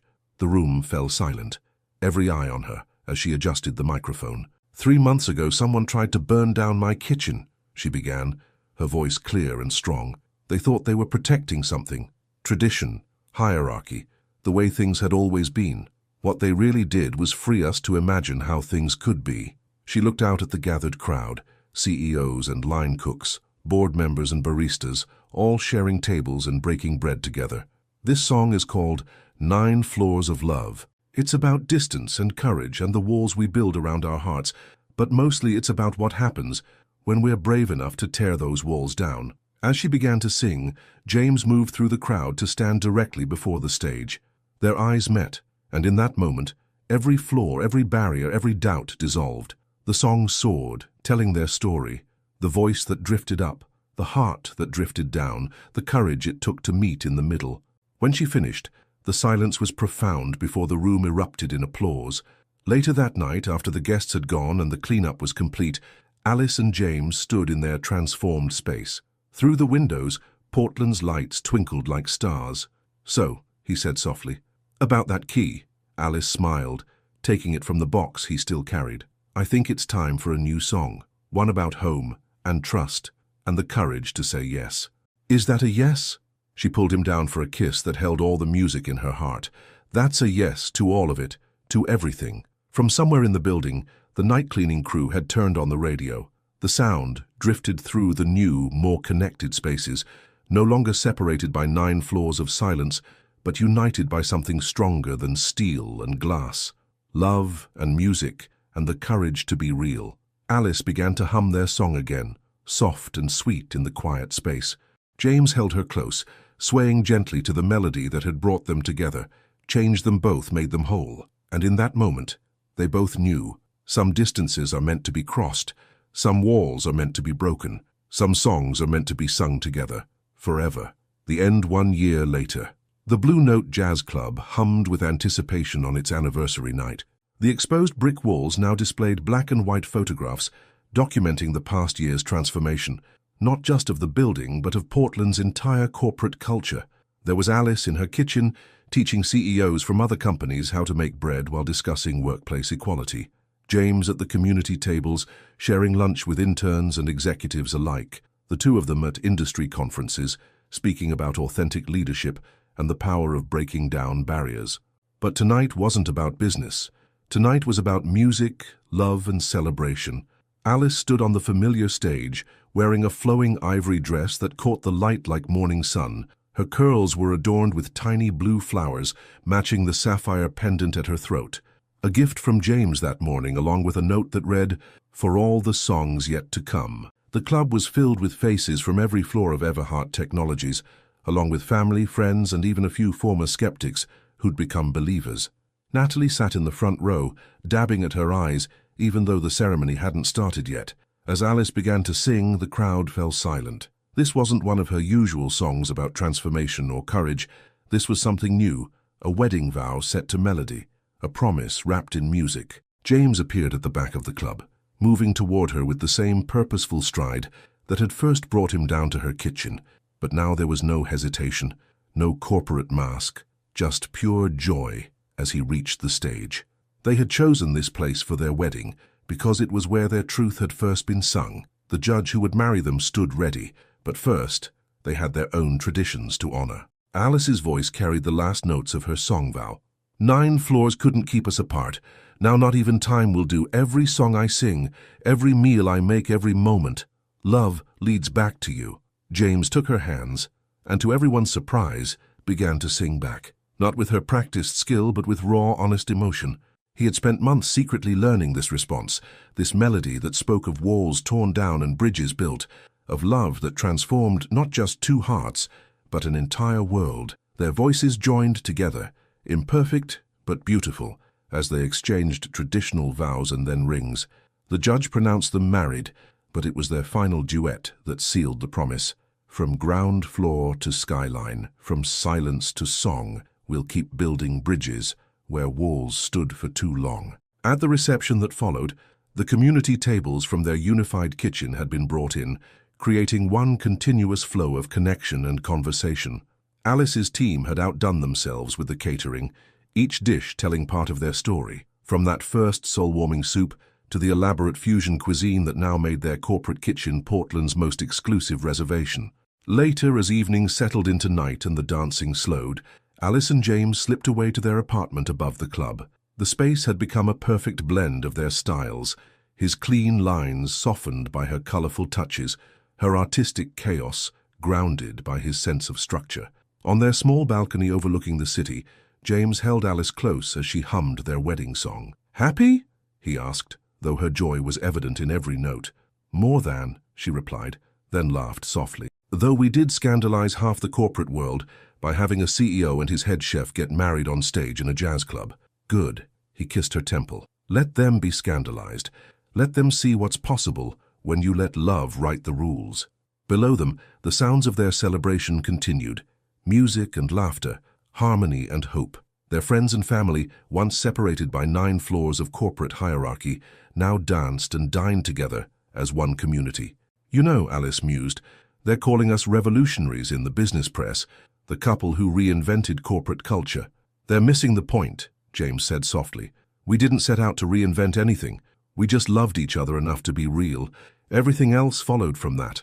Alice turned in his arms, a new melody already forming in her heart. "Speaking of following," she took his hand and placed it on her stomach, still flat, but holding their newest song. James's eyes widened with wonder. "Really?" Her smile was radiant. "Really, due in winter? I thought maybe we could name them Melody or Harmony," he suggested, voice thick with emotion. Above them, Portland's stars twinkled like musical notes on heaven's staff. Below, their loved ones celebrated the power of love to break down walls. And here, in their private moment, a new movement of their song was already beginning. 9 floors had once stood between them. Now not even the sky was the limit. The music played on, and their love story, it was just getting started. In The Song from Downstairs, Alice and James had to face social barriers, prejudice, and their own insecurities in order to build something real. Often the fear of being judged or not belonging to a certain social circle prevents us from following our heart.